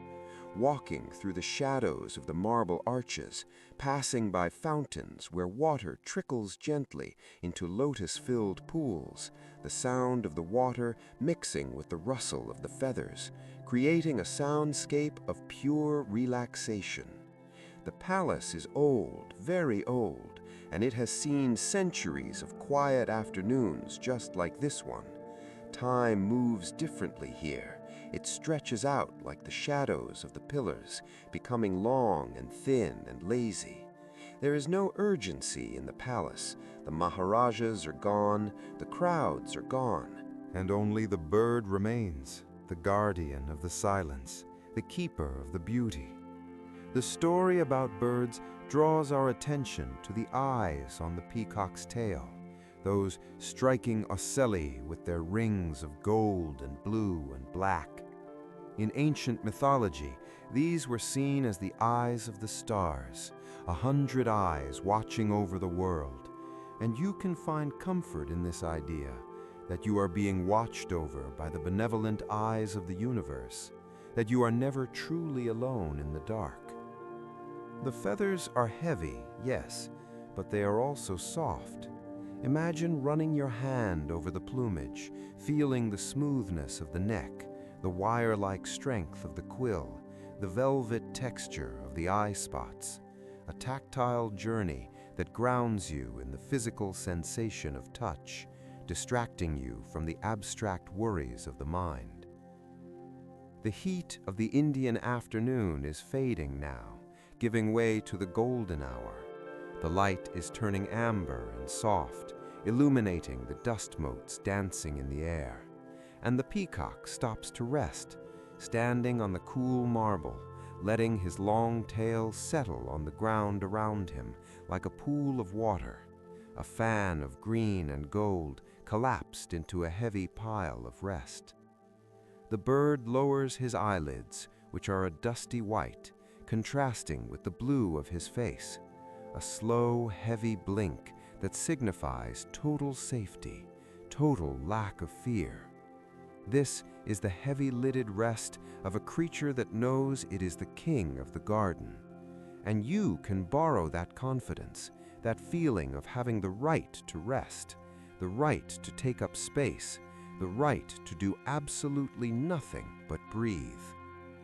The story about birds tells us that peacocks are ground birds for much of the day, preferring the solid earth to the air. And this connection to the ground is what makes them such powerful symbols of stability. They are not flighty, they are present, here and now, in the physical world.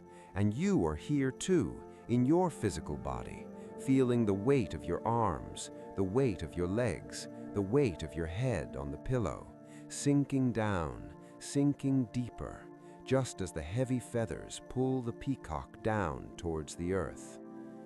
The scent of the jasmine becomes stronger as the evening approaches, a sweet, intoxicating aroma that acts as a natural sedative, lulling the senses, clouding the mind with pleasant fog.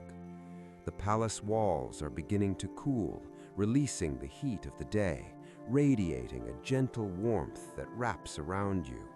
The stone is silent, the water is quiet, and the bird is still. But the story about birds has one final chapter for the day, the roosting. For as the sun dips below the horizon and the sky turns to a deep, bruised purple, the peacock knows it is time to leave the ground, time to find a high place to sleep. Usually the branch of a great banyan tree or the high ledge of a palace wall. Imagine the effort of that flight, the heavy wings beating the air, the magnificent tail streaming behind like a comet, a burst of energy that lifts the heavy bird up, up, up into the safety of the trees.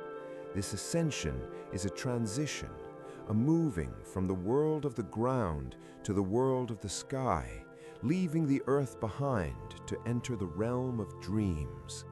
The peacock lands on a thick, sturdy branch, the wood groaning slightly under its weight, and then begins the process of settling, shifting its feet, shaking out its feathers one last time, a rustle that echoes through the quiet garden.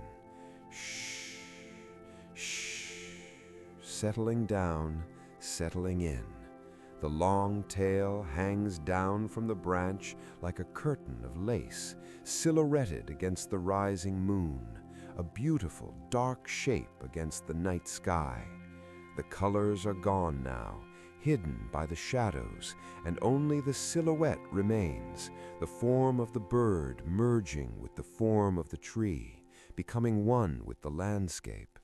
The blue neck is tucked back, the head resting on the soft shoulder feathers, the eyes closing tight.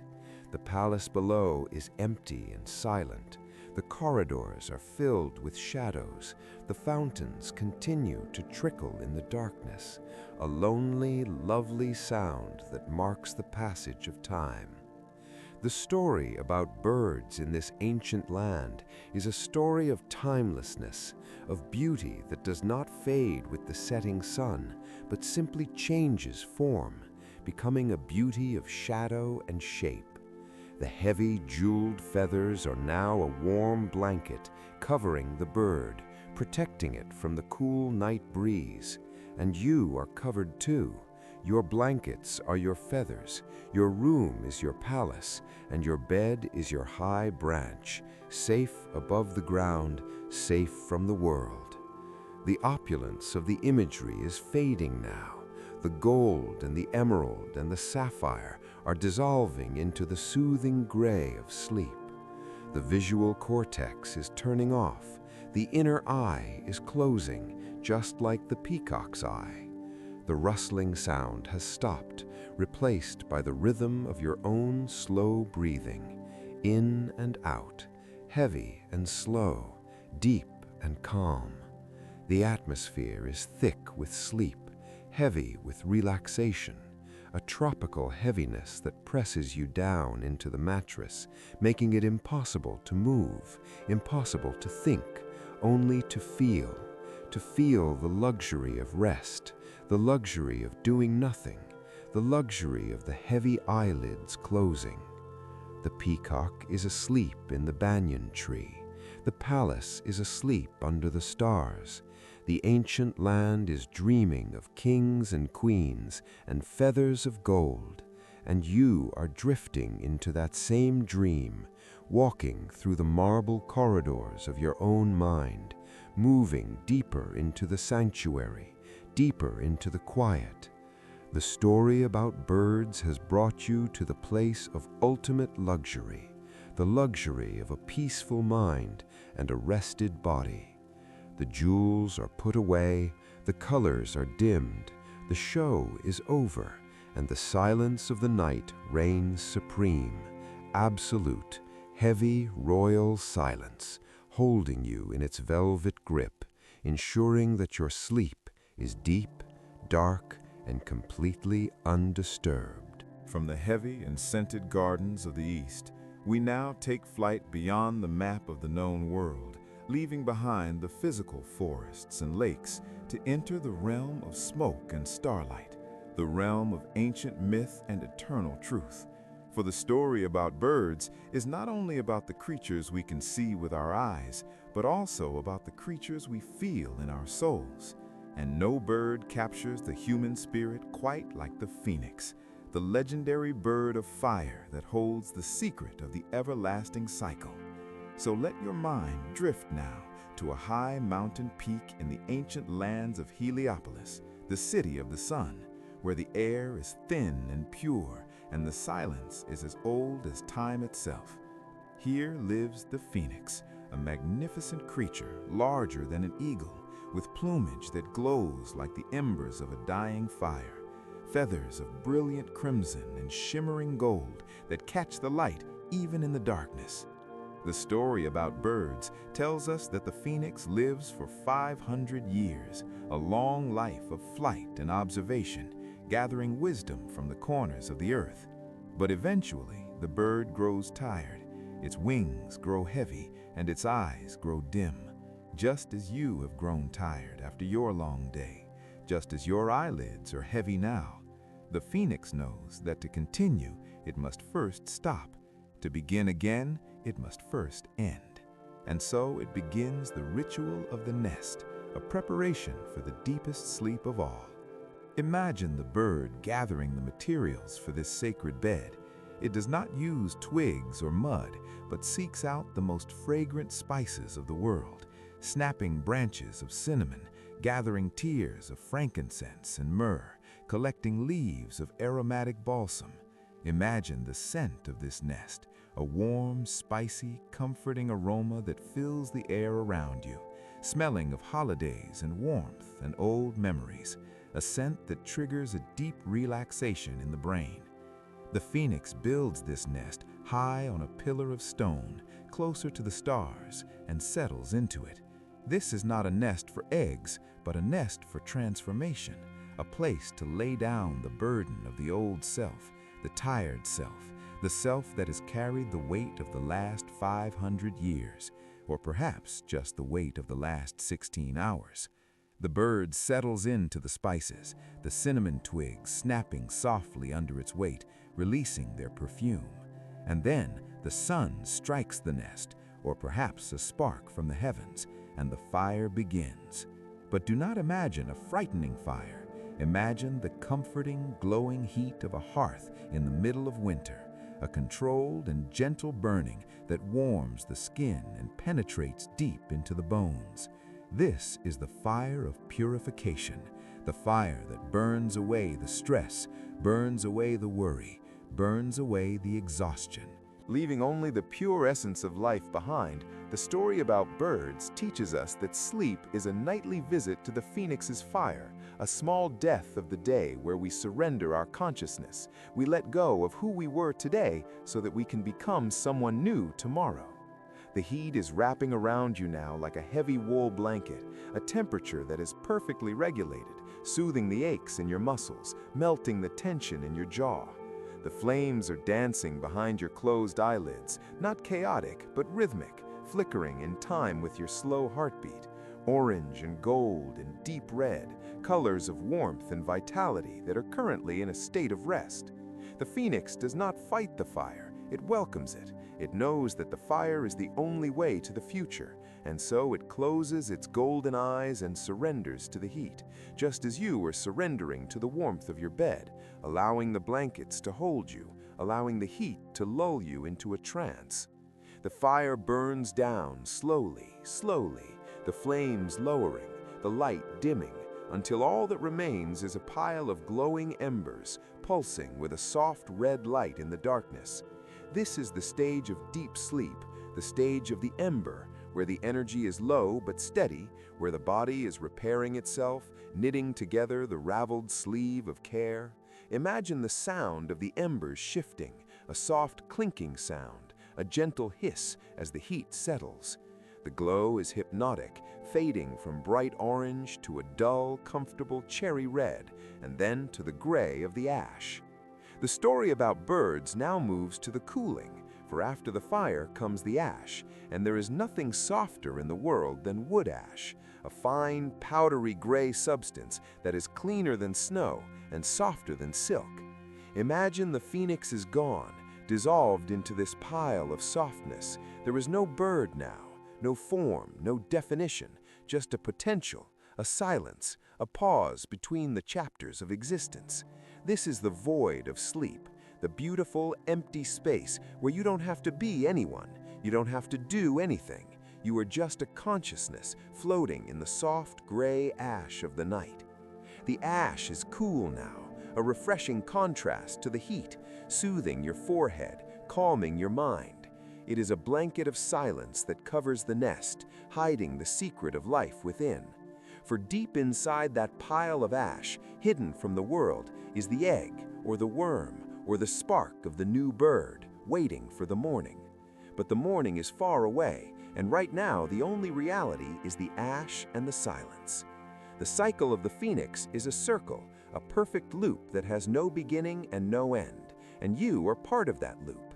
Your days and nights are the beating of the phoenix's wings, rising and falling, waking and sleeping. It is a rhythm that you cannot break and do not need to control. You can trust the cycle.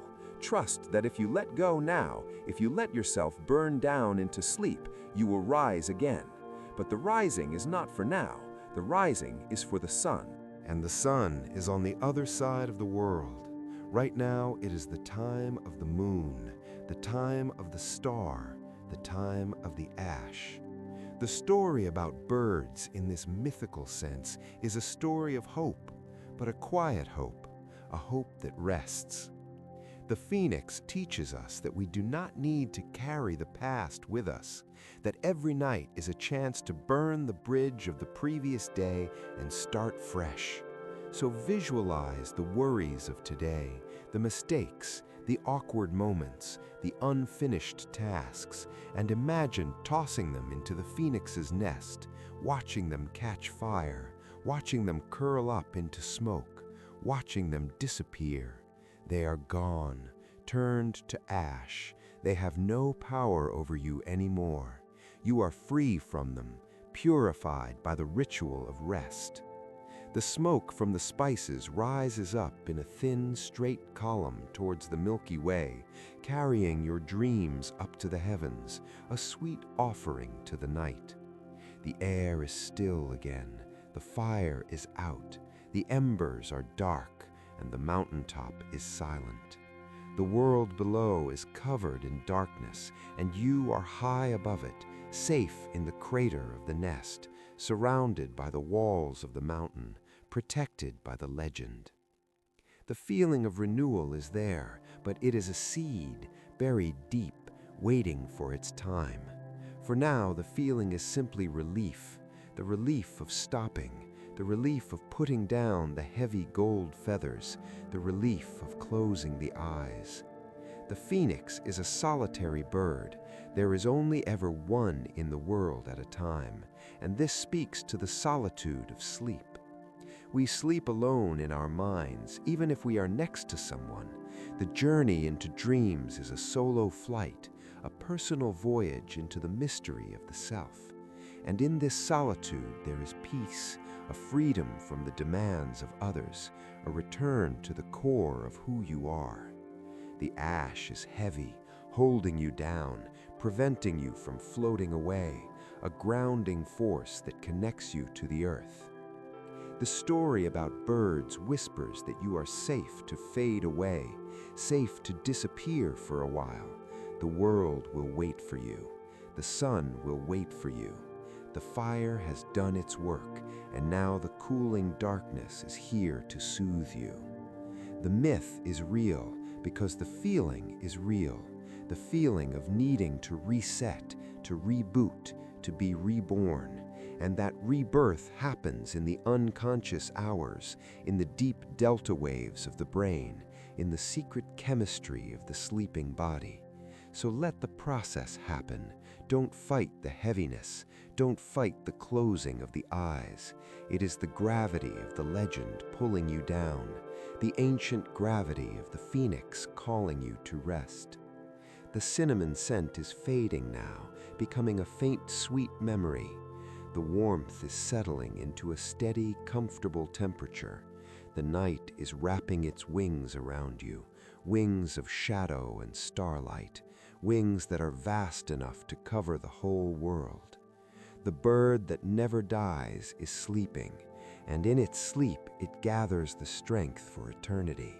And you are sleeping with it, gathering your strength for tomorrow. But tomorrow is just a concept, a dream, a whisper. The only truth is the now, the soft, dark, silent now. The nest is soft, the ash is deep, the silence is absolute. Sleep now, in the heart of the myth, in the cradle of the fire, in the peace of the ending, waiting for the new beginning that will come in its own time. Sleep. From the heat of the phoenix's fire and the aromatic spices of the mythic nest, we now undertake the longest journey of all, traveling south, further south than the forests, further south than the cities, all the way to the very bottom of the world, where the land ends and the eternal ice begins. For the story about birds is a story of adaptation, of finding a way to survive and thrive in the most extreme environments on our planet. So let your mind cool down now. Visualize a landscape of pure, pristine white, the vast continent of Antarctica, a place where the silence is as deep as the ocean and the air is cleaner than anywhere else on Earth. Here there is no noise from machines, no hum of traffic, no rustle of leaves, only the sound of the wind and the crack of the ice. In this kingdom of frozen water, we meet the emperor penguin, the tallest and heaviest of all penguins, a bird that has traded the ability to fly in the air for the ability to fly underwater. But right now, in the heart of the Antarctic winter, there is no swimming, there is only standing. The story about birds here is a story of stillness, of the ability to endure. Imagine standing on the thick ice shelf. The sky above is a deep, dark violet, for it is the polar night and the sun does not rise for months. Yet the world is not dark. It is illuminated by the brilliant light of the moon reflecting off the snow and the shimmering curtains of the southern lights, the aurora australis, dancing in ribbons of green and magenta overhead. The emperor penguin stands upright, dignified and calm, wrapped in a tuxedo of dense, waterproof feathers that are packed so tightly together they form a windproof armor. There are 4 layers of feathers on this bird, creating a suit of insulation that is better than any technology humans have ever invented. Imagine that feeling of being completely sealed against the elements. The cold air is outside, pressing against the feathers, but inside, against the skin, it is tropical and warm. This is the first layer of comfort, the knowledge that you have your own internal furnace, your own protection. But the true miracle of the emperor penguin, and the most comforting image for your sleep tonight, is the huddle. Imagine thousands of these magnificent birds coming together on the ice, drawn by a collective instinct to share their warmth. They move slowly, shuffling on their heels, pressing their bodies close to their neighbors, until they form a massive, solid circle of life, a singular entity made of feathers and heartbeats. The story about birds tells us that the temperature inside the center of this huddle can reach a balmy 98 degrees Fahrenheit, even when the air outside is 70 degrees below zero. This is the power of community, the power of coming together. Imagine that you are making your way into the center of this huddle, not as a bird, but as a spirit seeking warmth. You are surrounded by soft, downy bodies, shielded from the wind by thousands of backs, protected from the cold by the collective energy of the flock. The wind may be howling outside, screaming across the ice fields, blowing snow into horizontal streaks, but in here, in the center, the air is still, the air is warm, the air smells of life. It is a pocket of summer in the middle of winter, a secret sanctuary where the storm cannot touch you. This is exactly how you should feel in your bed right now. The walls of your room are the outer layer of the penguin huddle, taking the brunt of the weather, blocking the wind, holding back the night, and your blankets are the inner layers, trapping your heat, creating a microclimate that is perfectly suited for your rest. You are at the center of the huddle, the safest place in the world. The penguins do not stand still in the huddle. They perform a slow, imperceptible rotation, a wave of movement where the birds on the outside slowly shuffle inwards and the birds on the inside slowly shuffle out, taking turns, sharing the burden, sharing the comfort, a fair and ancient dance of survival. Imagine this slow rotation as a hypnotic swirling motion in your mind, a gentle spiral that winds you down, deeper and deeper into relaxation. The movement is so slow, it is almost invisible, like the movement of the hour hand on a clock, just a gradual shifting of weight, a quiet shuffling of feet on the ice. Scritch, scratch, scritch, scratch, a rhythmic white noise that drowns out the howling wind. The story about birds highlights the role of the father penguin, for in the winter, it is the males who stay behind on the ice, balancing a single precious egg on the tops of their feet, covering it with a warm flap of belly skin called a brood pouch. Imagine the dedication of this act, standing for 2 months without eating, without moving, focusing entirely on protecting that fragile spark of life. This is a symbol of absolute safety. The egg is your sleep, fragile and precious, and the penguin is your body, strong and protective, holding the sleep safe, keeping it warm, ensuring that nothing disturbs it.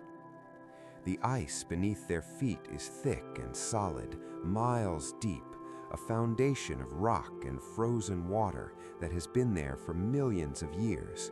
You can feel that solidity beneath you, the support of the earth, the support of the floor, the support of the bed. You are grounded, anchored, stable. The silence of Antarctica is not empty, it is heavy, a presence that presses against the ears, muffling thoughts, quieting the mind. In this silence, the heartbeat becomes audible, a slow, steady drum in the chest, bum-bum, bum-bum, matching the rhythm of the bird. The emperor penguin lowers its head, tucking its beak into the feathers of its shoulder to keep it warm, closing its eyes against the cold, shrinking its surface area, becoming a smooth, rounded shape that the wind simply flows over. You can mimic this, curling up slightly, pulling the covers up to your chin, tucking your head into the pillow, becoming a smooth, warm shape in the bed. The storm outside is just a story now, a distant sound effect that makes the silence inside feel even sweeter. The contrast is what creates the comfort. Knowing that it is cold out there makes it feel so good to be warm in here. Knowing that the wind is blowing out there makes it feel so good to be still in here. The story about birds is a story of endurance, but an endurance that looks like rest. The penguins endure by doing nothing, by conserving every ounce of energy, by entering a state of torpor where time loses its meaning. Days and nights blur into one long twilight. The moon circles the sky, the stars wheel overhead, the Southern Cross dips low towards the horizon, and the birds stand still, waiting, trusting, sleeping. There is no rush in Antarctica, no schedule, nowhere to go. The only task is to exist and to stay warm.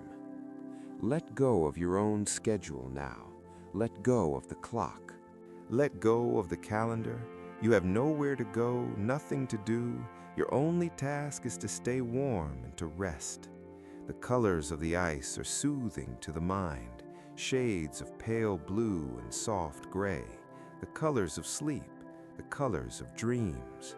Imagine a glacier moving slowly towards the sea, cracking and groaning, a sound that is deep and resonant, like the earth stretching in its sleep. The penguin colony is a dark smudge on the white landscape, a singular organism breathing in unison. Inhale, exhale, inhale, exhale, a collective breath that warms the air, mist rising from the huddle like steam from a cup of tea, a visual of warmth in the freezing world. The story about birds takes us to the edge of the world to show us that peace can be found anywhere, even in the harshest conditions, if we have the support of others, if we have the warmth of the huddle. You are supported by the huddle of your home, the huddle of your family, the huddle of humanity. You are never truly alone. You are part of the great circle of life. Standing on the ice, watching the stars, the aurora flickers above, a silent symphony of light, ribbons of green turning to purple, undulating like a celestial river, mesmerizing the eyes, hypnotic and slow. The light washes over the snow, turning the white to green, then back to white, a gentle pulse of color that matches the pulse of your sleep. The wind is dying down now. The blizzard is passing, leaving behind a silence that is even deeper than before. the crystal-clear silence of a frozen morning. The air is still, the snow is settling, and the huddle loosens slightly as the sun threatens to return, a faint glow on the horizon.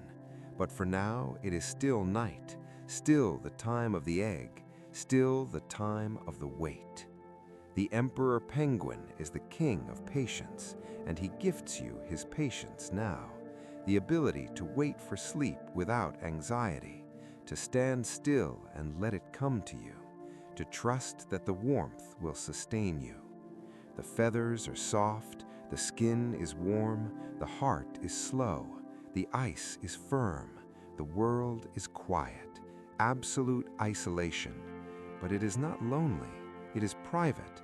It is a solitude that allows you to be fully yourself, fully at rest, fully asleep. The story about birds has frozen the world for you, stopping the chaos, freezing the noise, leaving only the warmth of the center, the warmth of the bed, the warmth of the dream. Standing still, breathing slow, sleeping deep in the silence of the ice. From the blinding white of the Antarctic ice and the silence of the frozen south, we now journey back to the inhabited world, back to the lands of history and stone, entering a chapter that is written in ink and shadow. For the story about birds now turns its gaze to the mysterious and intelligent raven, the bird of the twilight, the guardian of the keep, and the keeper of secrets. So let the bright lights of your imagination dim down, lower the gas lamps, blow out the candles, and step into the velvet embrace of the deepening night. Our journey takes us first to the ancient stones of the Tower of London, standing formidable and gray on the banks of the River Thames. The fog is rolling in off the water, curling around the turrets and the battlements, softening the hard edges of history. And here, strutting with a royal gait across the cobblestones, are the ravens of the tower, large and imposing birds with feathers as black as the deepest midnight, feathers that shine with a gloss of purple and green when they catch the last fading light of the day. Legend says that if the ravens ever leave the tower, the kingdom will fall, a myth that has kept them fed and protected for centuries. But tonight, this legend serves as a promise of stability, a promise that the guardians are at their post, that the kingdom is safe, and that the structure of the world is holding firm, allowing you to let go of your own need to hold things together. The raven is a heavy bird, grounded and solid, and as it hops onto an ancient cannon or a stone wall, you can feel the weight of history resting. The day is done.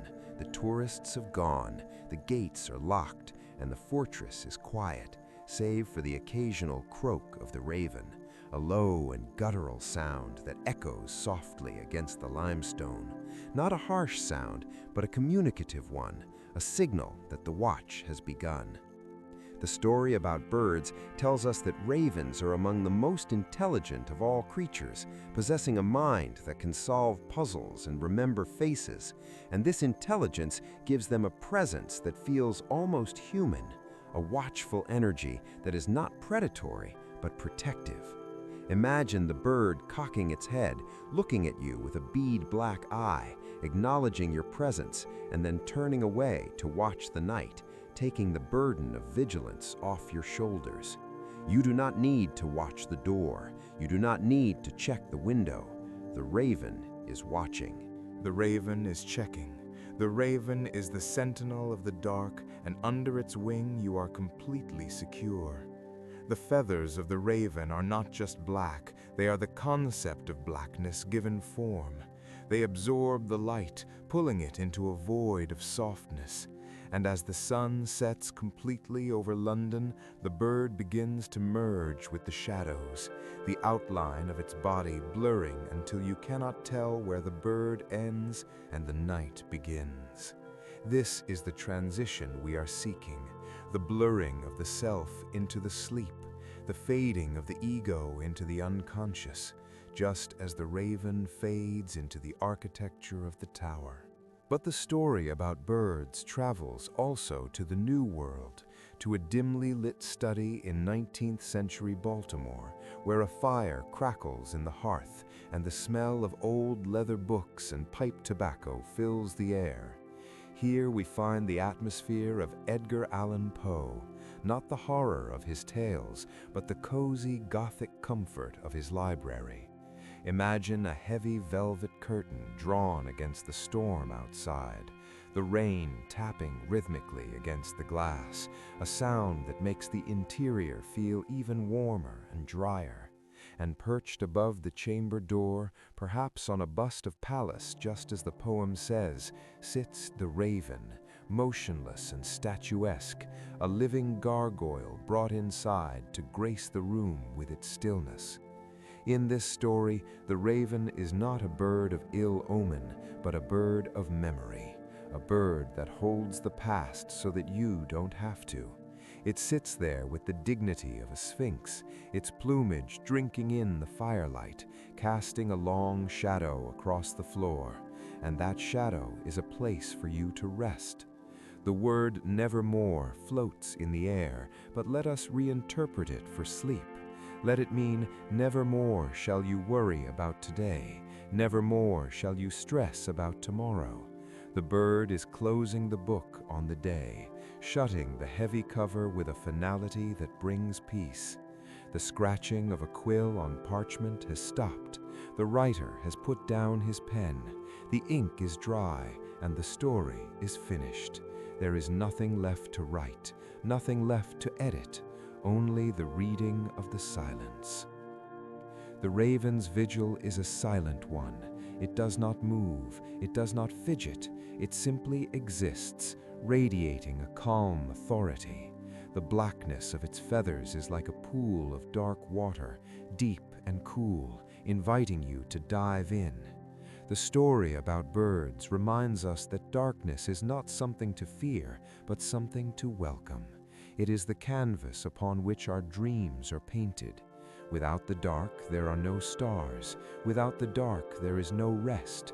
And the raven is the ambassador of this darkness, bringing it into the room on its wings, shaking out the shadows like dust, filling the corners of your mind with a soothing obscurity. The fire in the study is burning low now, turning to embers just like the phoenix's fire. But here there is no rebirth yet, only the deepening of the gloom.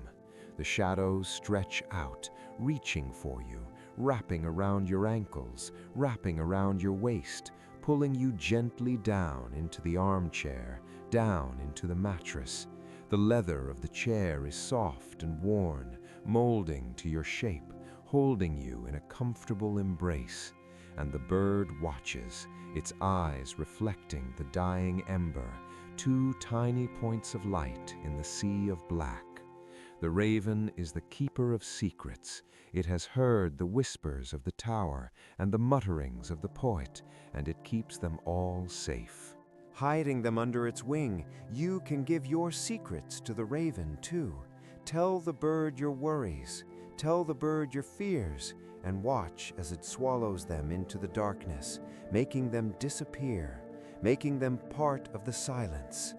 The bird shifts its weight from one leg to the other.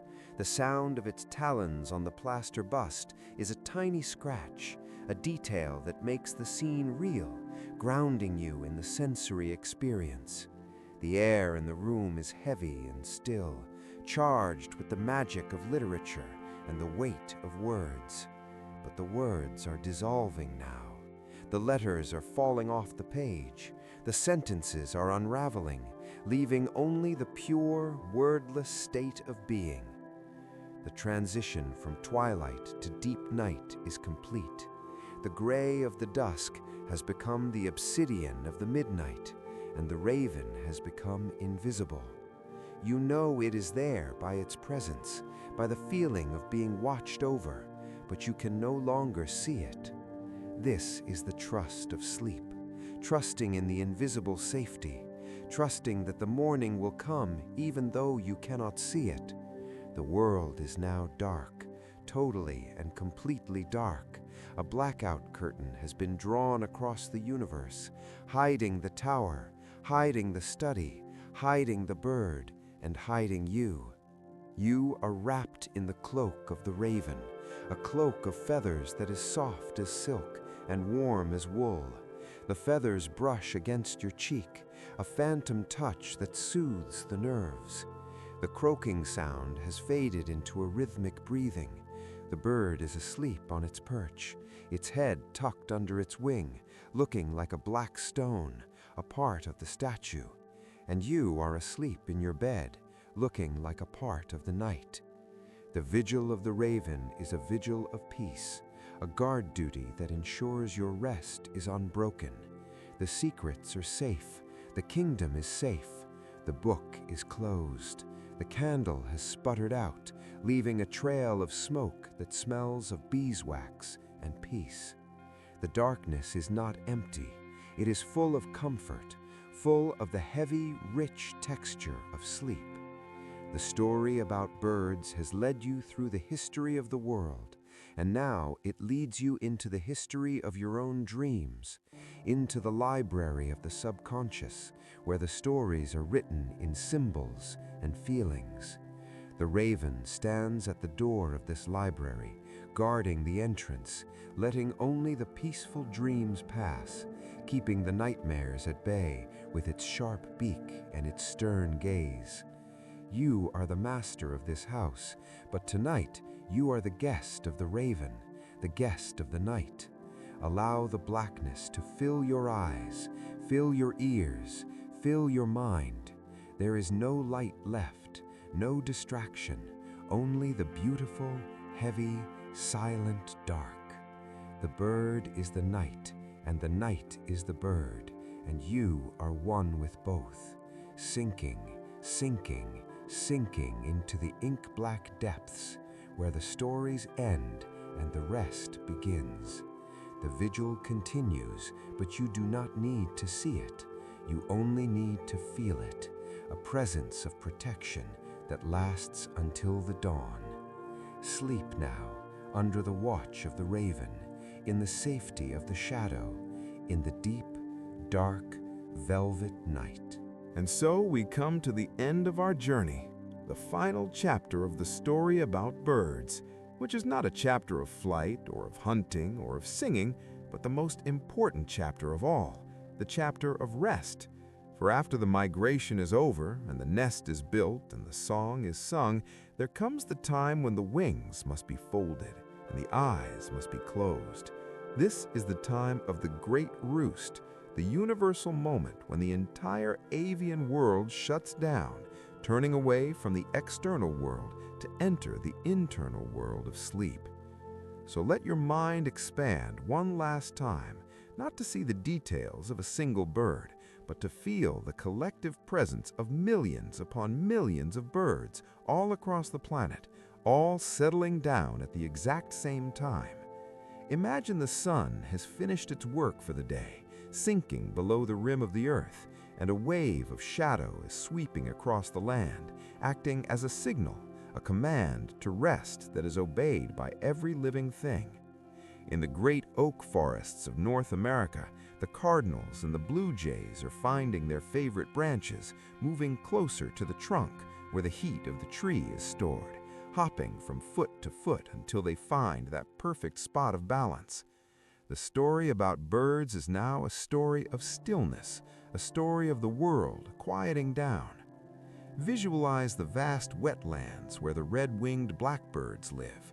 The reeds are swaying gently in the evening breeze, and on every stalk there is a bird, gripping the plant tight, becoming one with the vegetation. The flock is a community of sleep, 1,000 hearts beating as one, 1,000 breaths rising and falling in the cool night air. The noise of the day is gone, the chirping and the calling have ceased, replaced by a profound and heavy silence.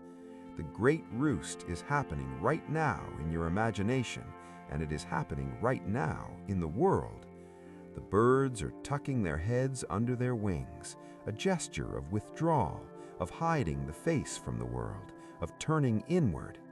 Imagine that sensation of tucking in, of pulling the blankets up, of burying your face in the pillow, of creating your own dark and private space. The wing acts as a shield, blocking out the light, blocking out the sound, keeping the warmth of the breath close to the body, a cycle of heat that sustains the sleeper through the long night. The heartbeat of a bird is usually fast, a rapid flutter of energy, but now, as the great roost begins, that heartbeat is slowing down. Slower, slower, slower, until it is a calm and steady rhythm. Thump, thump, thump, thump, and your heart is syncing with this rhythm, slowing down to match the pace of nature, slowing down to match the peace of the night. The adrenaline of the day is washing away, leaving only a heavy, sweet tiredness, the kind of tiredness that feels good, the kind of tiredness that promises deep restoration. Look to the cliffs of the coast, where the seabirds are lined up on the ledges, rows of white and gray shapes huddled against the stone. They are not afraid of the height. They are not afraid of the dark. They trust their grip. They trust their ledge, just as you trust your bed. The story about birds tells us that sleep is the great equalizer. The eagle sleeps, the sparrow sleeps, the swan sleeps, and you sleep. We are all part of the same great flock, all subject to the same laws of nature, all in need of the same restoration. The world is shutting down. The lights are going out one by one. The house is quiet. The street is quiet. The city is quiet. And the forest is quiet. Imagine the sensation of feathers fluffing up one last time, trapping the air, creating a layer of downy insulation. You are fluffing your pillow, adjusting your position, finding that sweet spot where the body feels weightless, where the spine is aligned, where the muscles can finally let go. The wings are folded tight against the body, streamlined and compact. There is no resistance now, no drag, just a smooth, self-contained shape of rest. The muscles that powered the flight across the ocean are now limp and loose. The eyes that spotted the mouse from a mile away are now closed and dim. The voice that sang the dawn chorus is now silent. Everything has stopped. Everything is on pause. The great roost is a sanctuary, a place where no harm can come, a place where the only activity is breathing, in, out, in, out. The air is cool and fresh, filling the lungs with peace. The darkness is soft and velvety, wrapping around the world like a wing. You are safe in the roost. You are surrounded by the flock. Even if you are alone in your room, you are spiritually connected to this vast network of sleeping life. You are held by the same gravity, watched over by the same stars, warmed by the same earth.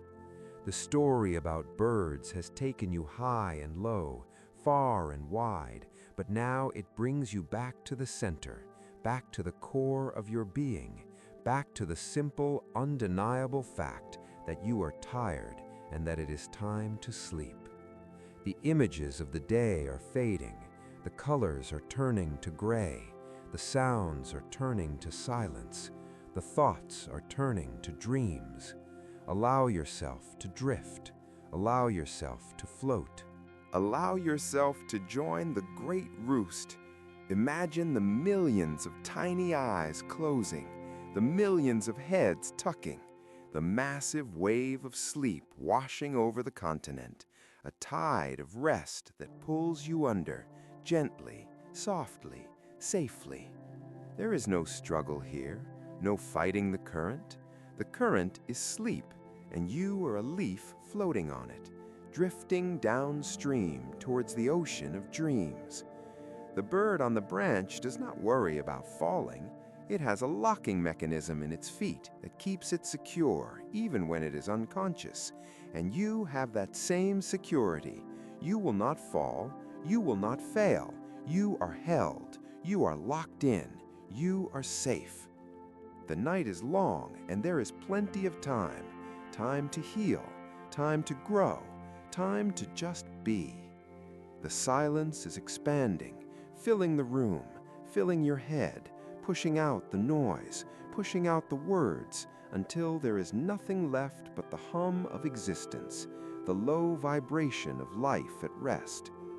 The story about birds is ending, the book is closing, the voice is fading, but the feeling remains, the feeling of the feather, the feeling of the nest, the feeling of the flight, and now the feeling of the sleep.